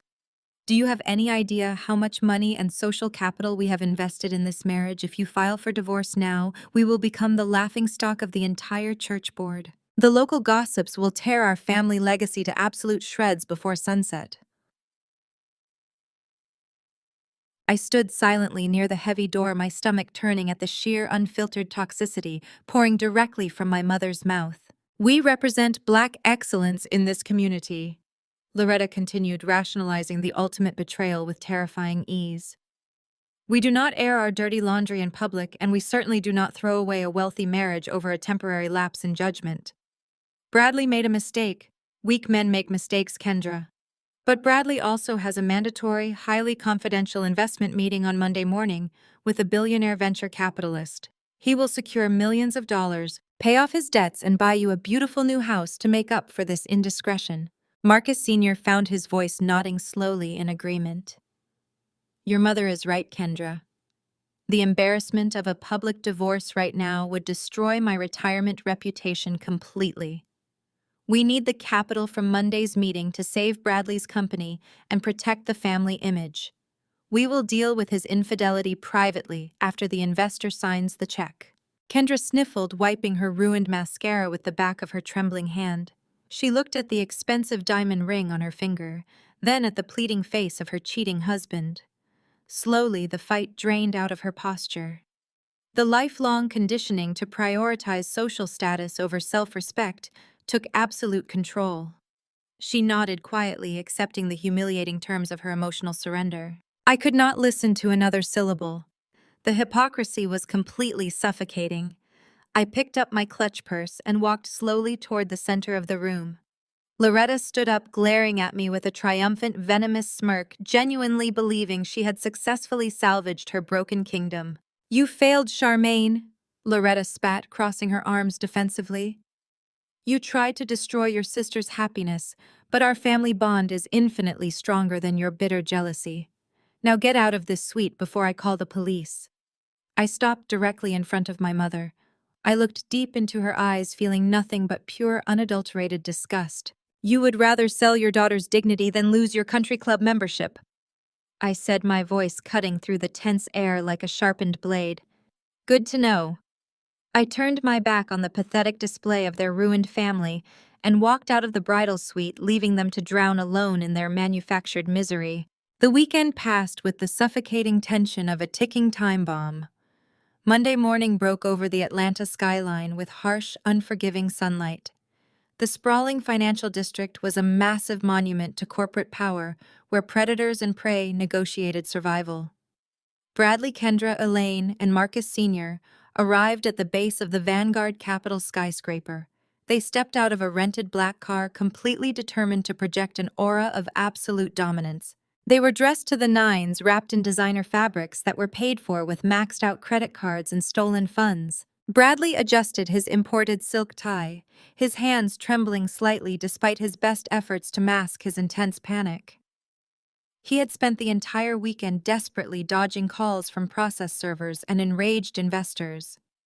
His only lifeline was this mandatory, highly confidential investment meeting.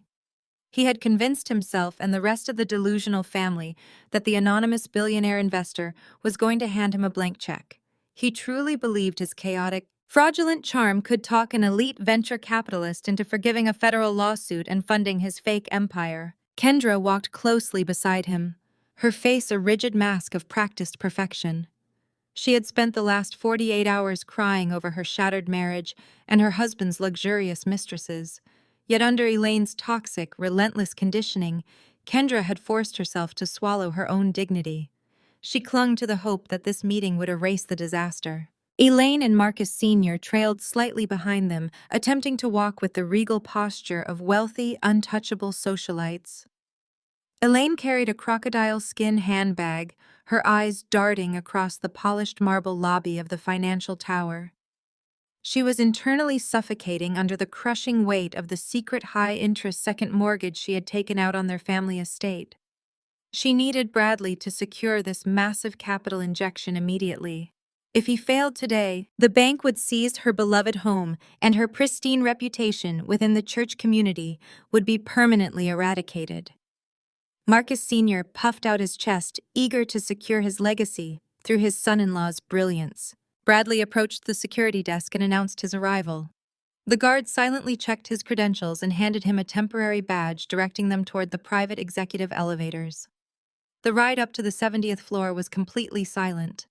The rising elevation mirrored their soaring, desperate expectations. The elevator doors slid open with a soft chime, revealing the sprawling, intimidating reception area of Vanguard Capitol. The walls were paneled in dark, rich mahogany, accented with brushed steel, and minimalist, expensive modern art. Behind a sleek marble reception desk sat a highly professional executive assistant who looked up as the group approached. "Good morning," Bradley announced, resting his hands on the marble counter. "I am Bradley Vance, Chief Executive Officer of Apex Innovations. I have a mandatory investment meeting scheduled with the senior partner regarding a multi-million-dollar capital restructuring." The assistant did not return his arrogant smile. She typed a few quick commands into her computer terminal, her expression entirely neutral and cold. "Yes, Mr. Vance. The executive board is expecting your arrival. Please follow me." She led them down a long corridor. The wealth radiating from the architecture made Elaine gasp. She leaned over to Kendra, whispering frantically about how rich they were all about to be, how Bradley was finally going to silence all of their local critics. Kendra nodded weakly, forcing a supportive smile for her cheating husband. The assistant stopped in front of a pair of massive, imposing double doors at the very end of the hallway. She opened them smoothly, gesturing for the family to step inside. They walked into the most magnificent, intimidating boardroom they had ever seen. A massive, polished mahogany table stretched across the center of the room, surrounded by 24 plush black leather executive chairs. Floor-to-ceiling windows offered a breathtaking, dizzying view of the entire city far below. It was a room designed specifically to make guests feel incredibly small and entirely powerless. "Please take a seat," the assistant instructed politely.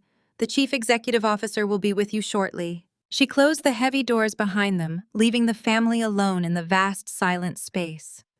Bradley immediately moved to the right side of the massive table, dropping his thick leather briefcase onto the polished wood.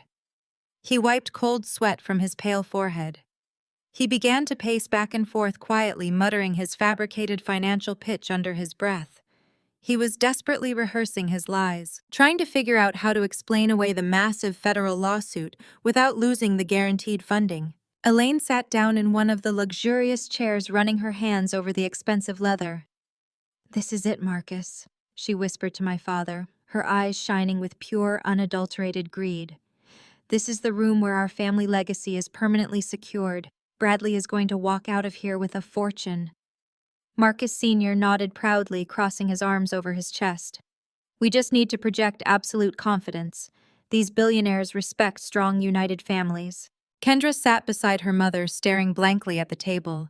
The reality of her broken marriage gnawed at her mind, but the promise of endless wealth kept her seated. The digital clock on the wall shifted to exactly 9 in the morning. The quiet hum of the building's air conditioning was the only sound in the tense, suffocating room. Bradley stopped pacing. He stood behind his chair, gripping the leather backrest, staring intently at the heavy double doors at the far end of the boardroom. He swallowed hard, preparing to deliver the performance of his absolute life. The heavy brass handle on the right door clicked sharply. The sound echoed through the quiet space like a gunshot. The heavy double doors at the back of the room slowly swung open. The tall, powerful silhouette of the chief executive officer finally stepped directly into the room. The click of my expensive stiletto heels against the polished marble floor broke the suffocating silence. I stepped from the shadows and walked fully into the bright, sunlit boardroom. I wore a flawless, razor-sharp, tailored crimson suit, the exact shade of absolute corporate dominance. My posture was perfectly straight, radiating the quiet, lethal confidence of a woman who completely owned the building, the business, and everyone sitting inside the room. I did not glance at my mother, who was clutching her expensive handbag. I did not look at my father, who was sitting rigidly with his chest puffed out. I kept my eyes locked entirely on the empty leather chair at the head of the long mahogany table. I walked past the row of windows, feeling the intense stares of my family tracking my every single movement. The absolute confusion on their faces was a magnificent piece of art. They were expecting an intimidating elderly billionaire to walk through those doors and hand them a blank check. Instead, they were staring at the exact same daughter they had mercilessly mocked, evicted, and banished just a few days ago. I pulled out the heavy leather executive chair and sat down gracefully. I crossed my legs, folded my hands, and rested them on the cool wooden surface of the table. Bradley was the first one to break the paralyzing silence. He let out a loud, nervous laugh, shaking his head as if he were witnessing a ridiculous, poorly timed practical joke. He looked around the room, expecting hidden cameras to pop out from behind the minimalist steel sculptures. "Charmaine, what on earth are you doing in here?" Bradley asked, his voice dripping with his usual repulsive arrogance. "How did you even get past the security desk downstairs? This is a highly confidential executive suite. You need to stop playing your pathetic little games and get out right now. The real boss is going to walk through those doors any second, and you are going to ruin the most important financial meeting of my entire life." Kendra slammed her hands down on the table, her face twisting into a furious scowl. She leaned forward, pointing an acrylic nail directly at my face. "Are you completely insane? Did you actually follow us here just to beg for a job? Bradley already told you he is not hiring a dropout to clean his office. Get out of that chair immediately before I call the front desk and have you arrested for trespassing." Elaine gasped dramatically, clutching her chest as if she were experiencing a sudden medical emergency. "I cannot believe the sheer audacity of this ungrateful child," my mother hissed, glaring at me with pure, unfiltered hatred. "Marcus, do something. Remove her from this room before she destroys our family legacy. We are about to secure a multi-million-dollar fortune, and she is deliberately trying to sabotage our pristine reputation in front of the investors." Marcus Sr. stood up, his face red with indignation. He took a threatening step toward my end of the table, opening his mouth to issue a harsh, booming command. I did not let him speak a single word. I raised my hand, silencing my father with a single sharp gesture. The sheer authority in my movement made him freeze completely in his tracks.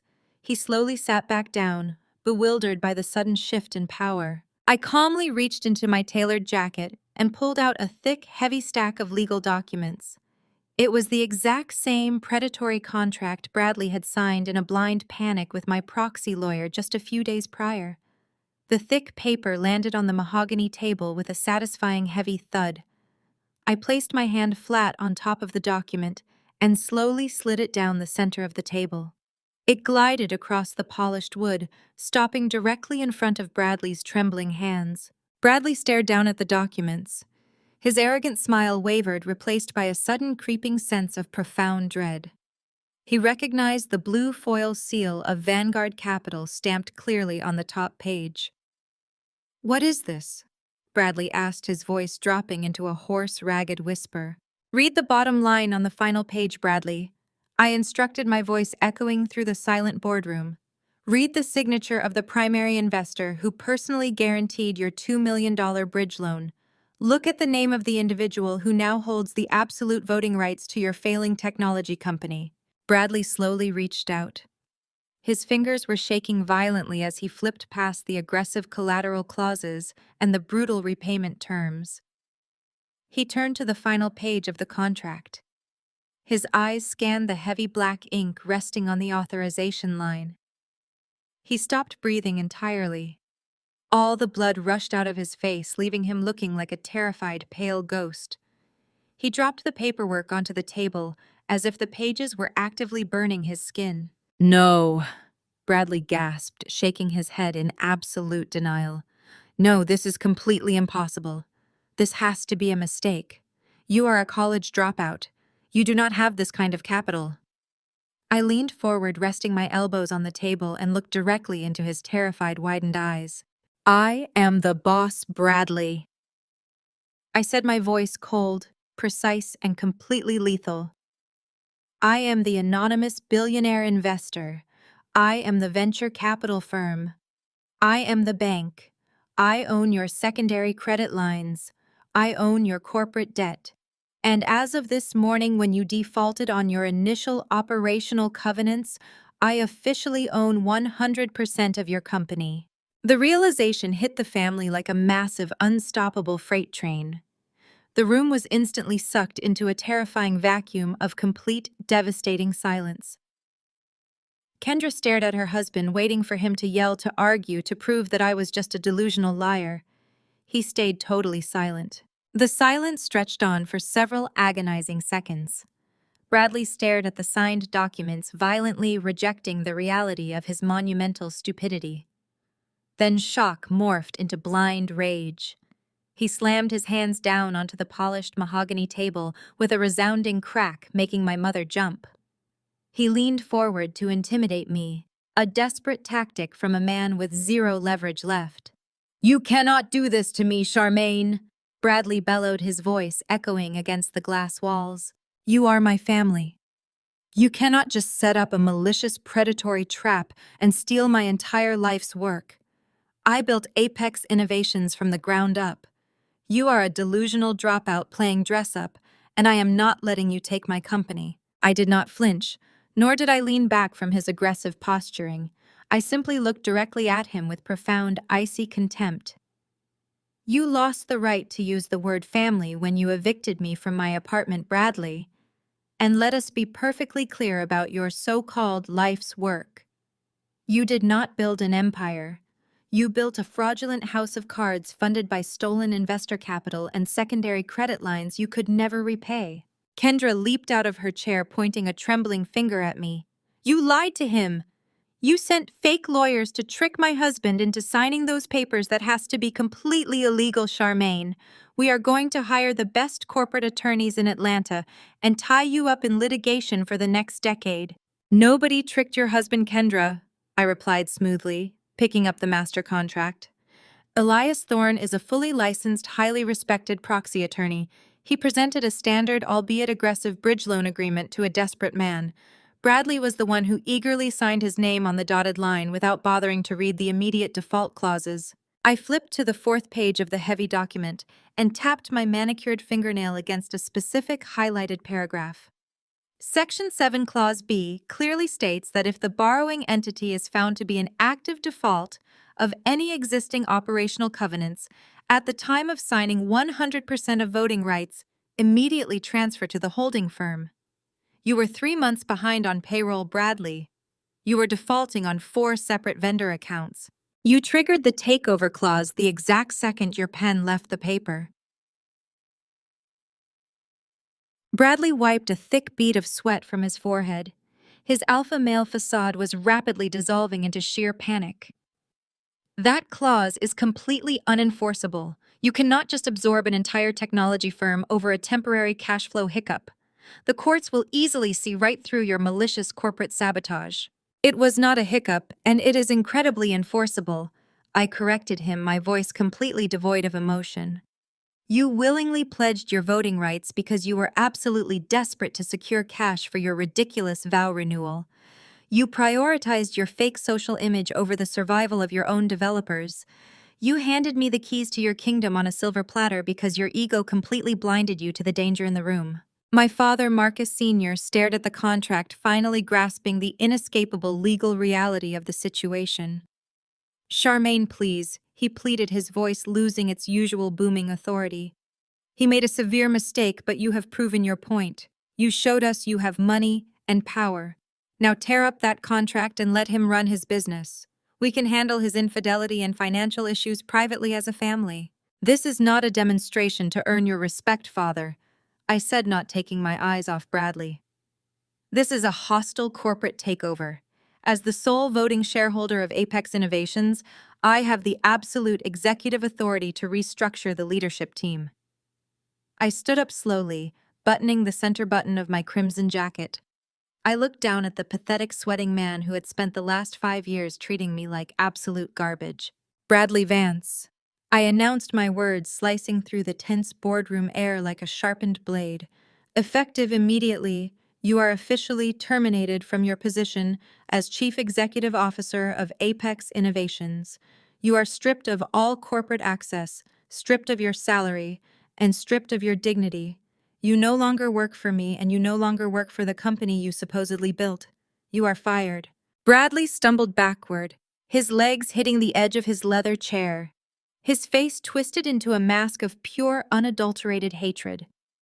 "You miserable, vindictive psycho," he screamed, spit flying from his lips. "You cannot fire me from my own company. I will destroy you. I will sue you for everything you are worth. I will drag your name through every major business publication in this country for aggressive corporate espionage." I picked up my coffee cup, took a calm sip, and smiled at him with absolute terrifying serenity. "You will not be suing anyone, Bradley," I informed him, my voice dropping into a soft, lethal whisper. "Because I did not just conduct a standard financial audit over the weekend. I conducted a comprehensive forensic investigation into your personal wire transfers. I found the exact shell accounts you used to embezzle investor capital to pay for Jessica Vance's luxury condominium. I bundled every single piece of that undeniable evidence, every receipt and every routed transfer, and I handed it directly to the authorities at 6 o'clock this morning. Bradley stopped breathing. His eyes darted frantically toward the heavy double doors at the back of the boardroom. They were very interested in your creative accounting methods. I continued gesturing toward the hallway. In fact, 2 agents from the Federal Bureau of Investigation are currently waiting for you in the lobby downstairs. You are not going to civil court, Bradley. You are going to federal prison for wire fraud, and you will most definitely stay in there for a very long time. Bradley staggered backward, his spine hitting the thick glass wall of the executive boardroom. The horrifying reality of federal prison finally shattered his remaining delusions. He did not yell or threaten me anymore. He simply turned around and bolted for the heavy double doors, pushing past his weeping wife without a single glance backward. We watched in absolute silence as he sprinted down the mahogany hallway. Less than a minute later, the unmistakable sound of a physical scuffle echoed from the lobby. Elevators followed by the authoritative shout of federal agents reading him his rights. The golden boy of our family was gone, reduced to a handcuffed criminal in the back of a government vehicle. With the greatest threat permanently removed from the room, the atmosphere shifted drastically. Kendra remained paralyzed in her leather chair, staring blankly at the empty space where her husband had just stood. She was completely broken, but my parents possessed an entirely different survival instinct. They operated on pure, shameless opportunism. Marcus Sr. cleared his throat loudly, straightening his expensive suit jacket as if the previous 20 minutes of extreme hostility had never happened. He looked at me, attempting to muster a warm paternal smile that looked unnatural on his stern face. "Well," my father said, clapping his hands together slowly, "that was certainly an unexpected turn of events. But I must say, Charmaine, I am incredibly impressed. You handled that massive fraud with the precision of a seasoned executive. You protected this family from a deeply dangerous man." Elaine did not miss a single beat. She instantly mirrored my father's sickeningly supportive tone. She rushed over to my side of the massive table, her eyes wide with fabricated maternal adoration. "Oh, my brilliant, beautiful daughter," Elaine cooed, reaching out to gently touch my hand. I pulled my arm away swiftly, letting her manicured fingers grasp empty air. She ignored the obvious rejection, forcing a bright plastic smile onto her face. "I always knew you were a secret genius, Charmaine. We were just employing tough love to push you toward your full potential. And look at you now, running a massive financial empire." I stared at her, feeling my stomach twist with profound, unfiltered disgust. "You literally served me with an eviction notice 3 days ago, Mother. You stood in my apartment and called me a stain on the family image." "That was just a temporary misunderstanding." Elaine waved her hand dismissively. "We were heavily stressed about Kendra's vow renewal, but now that we know you are the billionaire investor, everything is perfectly fine. We can keep the money right here within our own bloodline." She leaned closer, lowering her voice into a conspiratorial, desperate whisper. "Charmaine, darling, we urgently need your help," Elaine pleaded, her eyes darting nervously toward Marcus Sr. "Since you own Vanguard Capital, you completely control Bradley's corporate debt. You need to forgive the $2 million bridge loan immediately. You can just write it off as a business loss. If you do not wipe that slate clean today, the secondary lenders are going to seize the collateral. They are going to take the family mansion." My father nodded vigorously in agreement, stepping closer to the table. "She is absolutely right, Charmaine. You have more than enough capital to absorb the temporary loss. It is your absolute duty to protect our family home. The entire community looks up to us. We simply cannot lose that house." I looked between the two of them, genuinely amazed by their profound audacity. They truly believed I was going to effortlessly bail them out. They thought they could verbally abuse me for a decade and then simply demand my hard-earned money to save their precious social standing. "You want me to forgive a $2 million loan to save your house?" I asked, keeping my voice dangerously soft and calm. "The house that you supposedly own, free and clear." "Yes," Elaine begged, hot tears of pure desperation welling in her eyes. "Please, Charmaine, I had to put the house up as collateral to get a fast cash injection for Bradley's vendors. I did it to save the vow renewal. I did it for Kendra." I picked up a sleek black remote control from the center of the polished table. I aimed it directly at the massive smart television mounted on the far wall of the boardroom. "You did not put the house up as collateral for Bradley's bridge loan, Mother." I corrected her, my tone devoid of all mercy. "You took out a separate, highly predatory second mortgage from a boutique lending agency in order to secretly hand him $500,000 in cash." I pressed a button on the remote. The screen illuminated instantly, projecting a high-resolution, digitally scanned document for the entire room to see. Elaine let out a sharp, horrified gasp. Marcus Sr. stumbled backward, his face turning an angry, violent shade of purple. He had absolutely no idea his wife had secretly mortgaged their fully paid-off estate right behind his back. The document on the large screen was a formal property deed. It clearly displayed the address of the sprawling, luxurious suburban mansion where I had spent my deeply miserable childhood. "You mean this home?" I asked, my voice ringing out with absolute, undeniable authority. "The one you secretly mortgaged to fund a cheating, failing fraud, while you told the world I was a worthless dropout." I tapped another button, zooming in closely on the bottom of the legal document to reveal the specific details. The creditor section was highlighted in bright, glowing yellow. "The boutique lending firm that approved your desperate high-interest second mortgage is a subsidiary entirely owned by my venture capital network." I revealed, staring directly into my mother's terrified, widening eyes.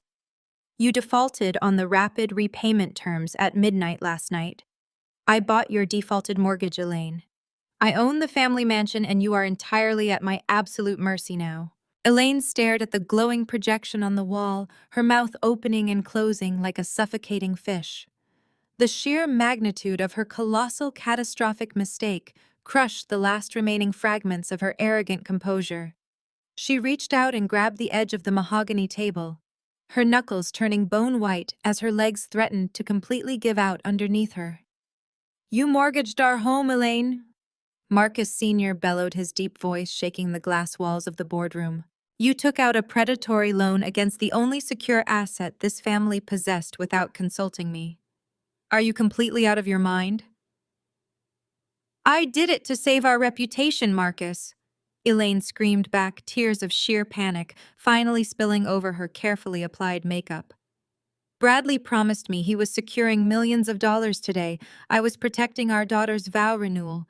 I was protecting our legacy in the church community." She spun around quickly to face me, her sorrow instantly warping back into defensive, desperate rage. She slammed her hands down on the polished wood. "You cannot do this to us, Charmaine. I am your mother. I gave birth to you. I clothed you, fed you, and raised you in a beautiful, safe home. You owe me your absolute loyalty and your respect. Family is bound by blood, and blood means you do not leave your parents destitute in the streets over a simple financial misunderstanding." "A simple financial misunderstanding?" I asked, keeping my voice dangerously quiet.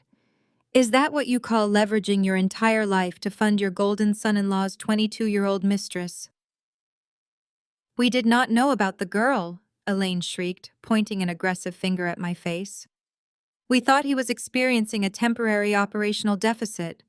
We made sacrifices for this family. I sacrificed my entire life to ensure that you and Kendra grew up with the absolute best of everything. I curated a pristine image so you would have open doors in this unforgiving world.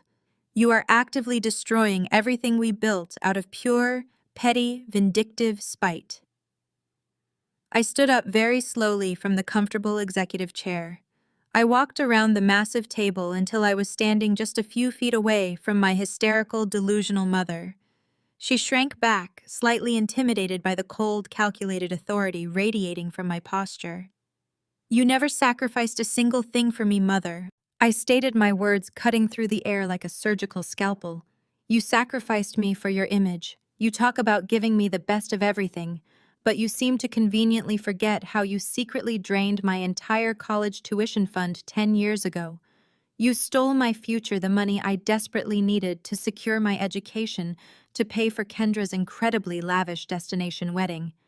You robbed your youngest daughter to buy a fake prince for your eldest." Kendra gasped, looking down at the carpet, entirely unable to defend herself.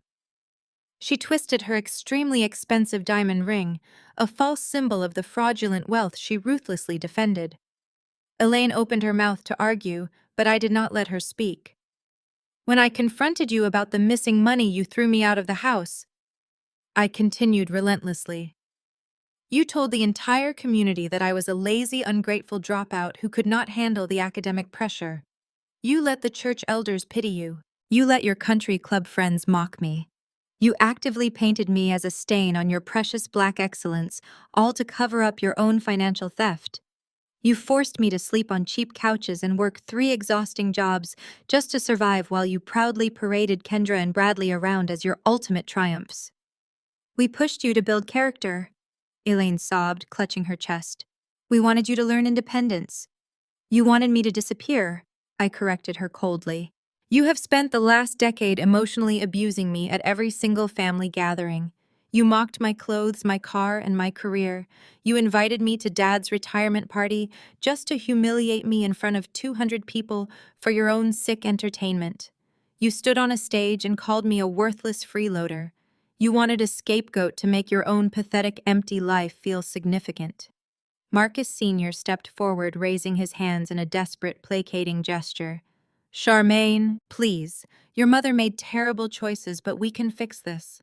We can sit down with your lawyers and restructure the mortgage payments.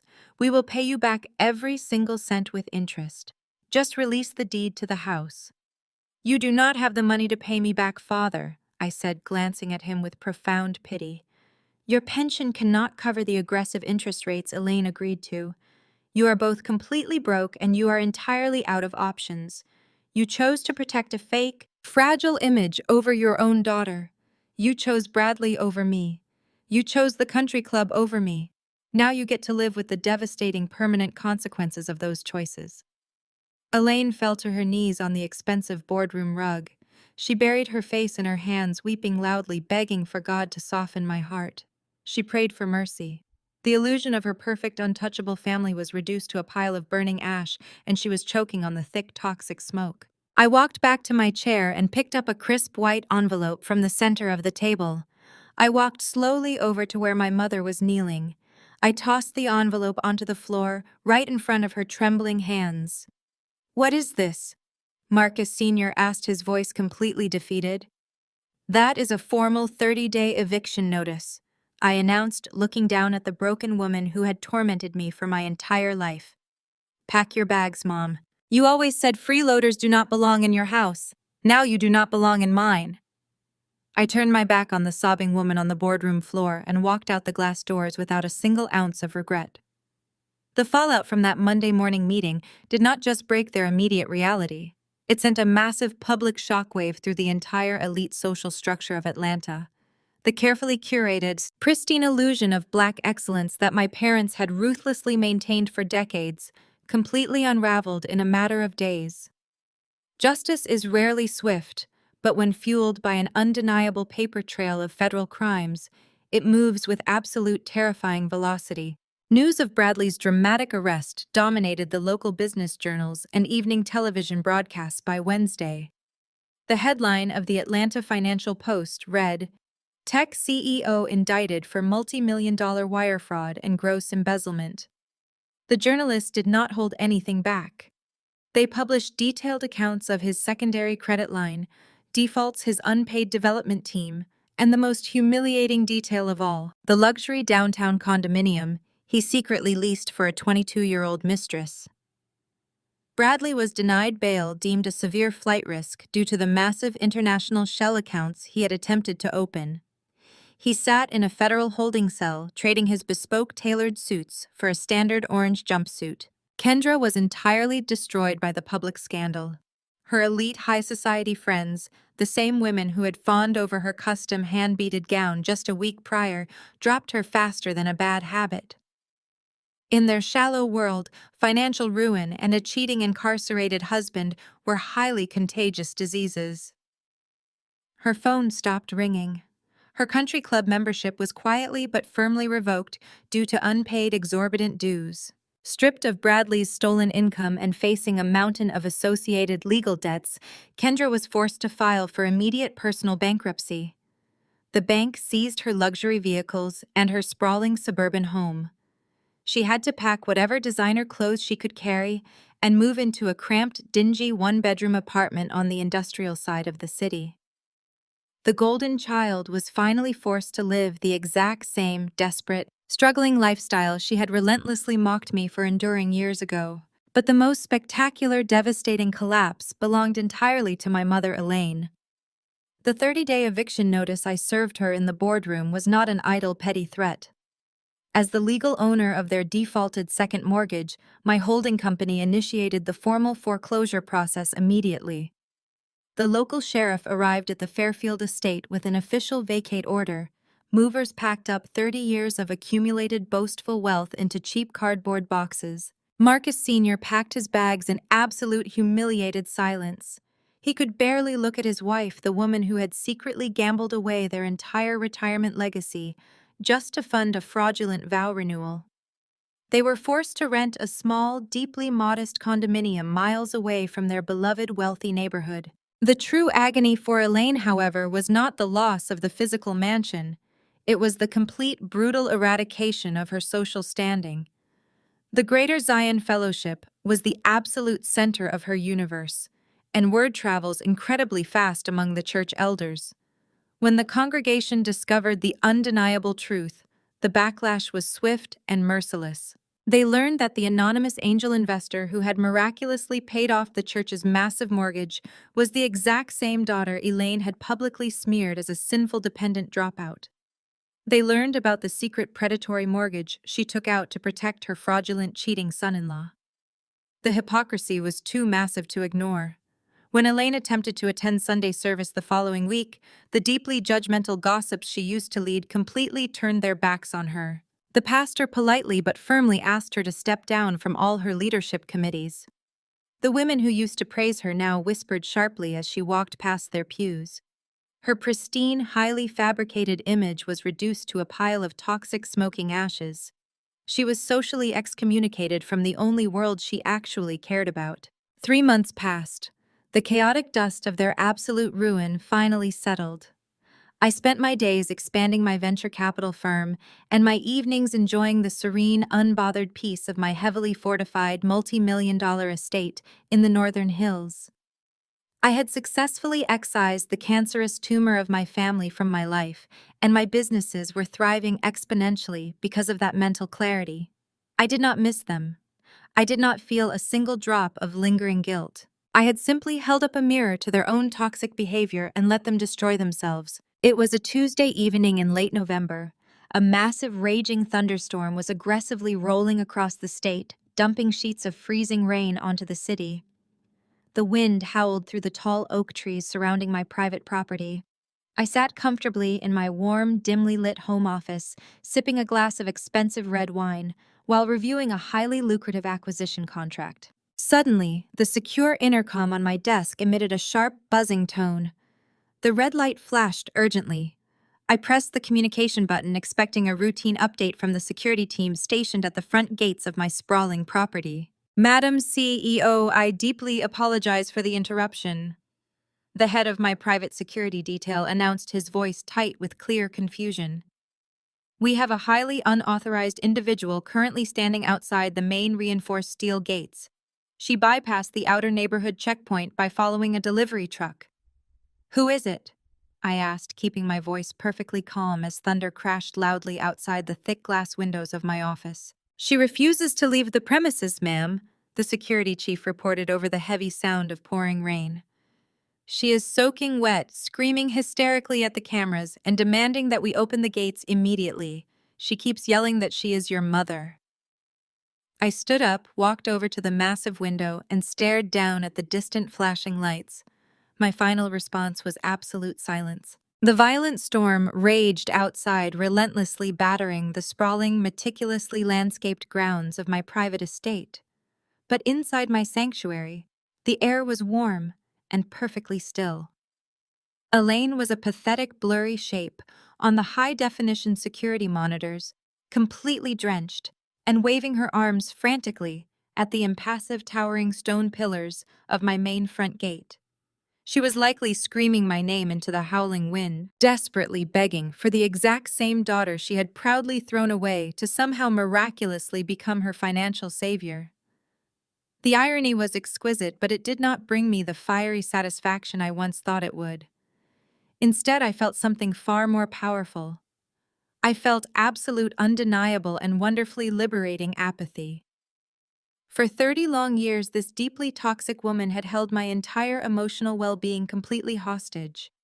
She had aggressively dictated my personal worth, maliciously measured my daily existence against an impossible, absurd standard of fake perfection, and brutally discarded me when I refused to play my assigned subservient role. Now stripped of her country club membership, her church status, and her stolen mansion, she was finally facing the unvarnished reality of her own actions. I did not feel the need to march down to the gates and deliver a final, devastating monologue. I had already said everything that needed to be said in that corporate boardroom. Any further engagement would only give her exactly what she desperately wanted, which was my attention. I reached across my polished mahogany desk and pressed the silver intercom button. The secure line to the front gate guardhouse clicked open instantly. "Madam CEO," the head of security responded. "What are your orders regarding the trespasser?" "Escort the unauthorized individual away from the property immediately," I instructed, my voice calm and steady. "If she resists or attempts to return, involve local law enforcement. Do not engage in any conversation with her. Simply remove the disruption from my perimeter." "Understood, ma'am," the guard replied. "Executing removal protocol now." I lifted my finger from the button and reached for the monitor control panel. With one swift motion, I powered down the security feeds. The glowing screens faded to black entirely, erasing Elaine from my vision and from my life. There would be no tearful reconciliations, no toxic forgiveness, and absolutely no second chances. I had successfully cut the parasitic dead weight from my peaceful existence, and I was absolutely never going to look back at them. I turned away from the window and walked out of my home office, the soft carpet silencing my footsteps. My dedicated personal assistant, Maya, was patiently waiting in the grand illuminated hallway with a sleek silver tablet resting in her hands. She wore a bright, genuine smile, completely unbothered by the storm outside.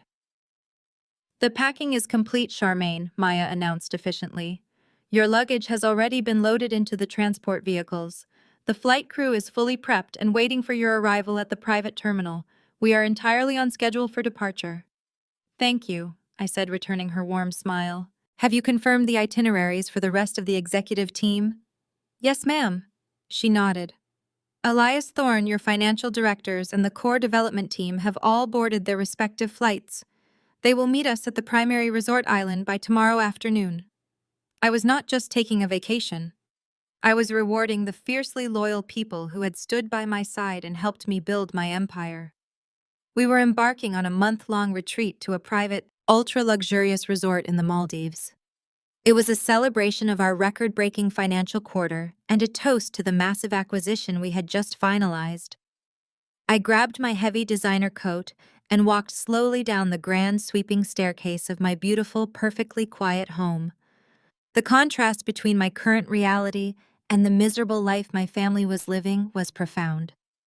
Kendra was currently navigating the humiliating landscape of personal bankruptcy court. Bradley was sitting in a federal holding facility, facing a mountain of irrefutable wire fraud evidence. Marcus Sr. and Elaine were crammed into a tiny, irrelevant apartment, completely isolated from the elite society they worshipped. They had built their entire world on a fragile foundation of lies, arrogance, and cruelty. When the storm finally came, their house of cards collapsed effortlessly into the mud. I stepped out of my front door and into the waiting luxury SUV. The driver closed the door, sealing me inside the quiet, climate-controlled cabin. The vehicle glided smoothly down the long, winding driveway, heading in the opposite direction of the main gates. We took the private rear exit, completely bypassing the messy, pathetic scene unfolding at the front of my property. I did not even glance in the rearview mirror as we merged onto the highway.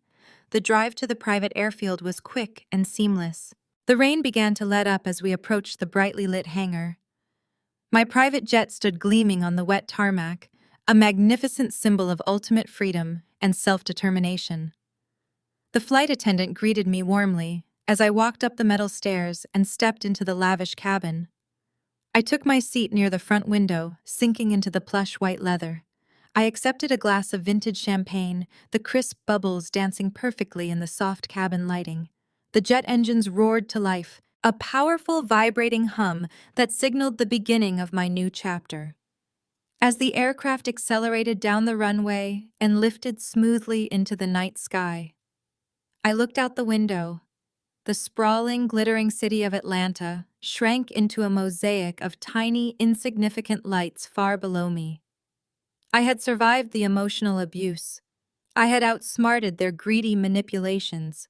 I had reclaimed my stolen dignity and built a staggering fortune entirely on my own terms.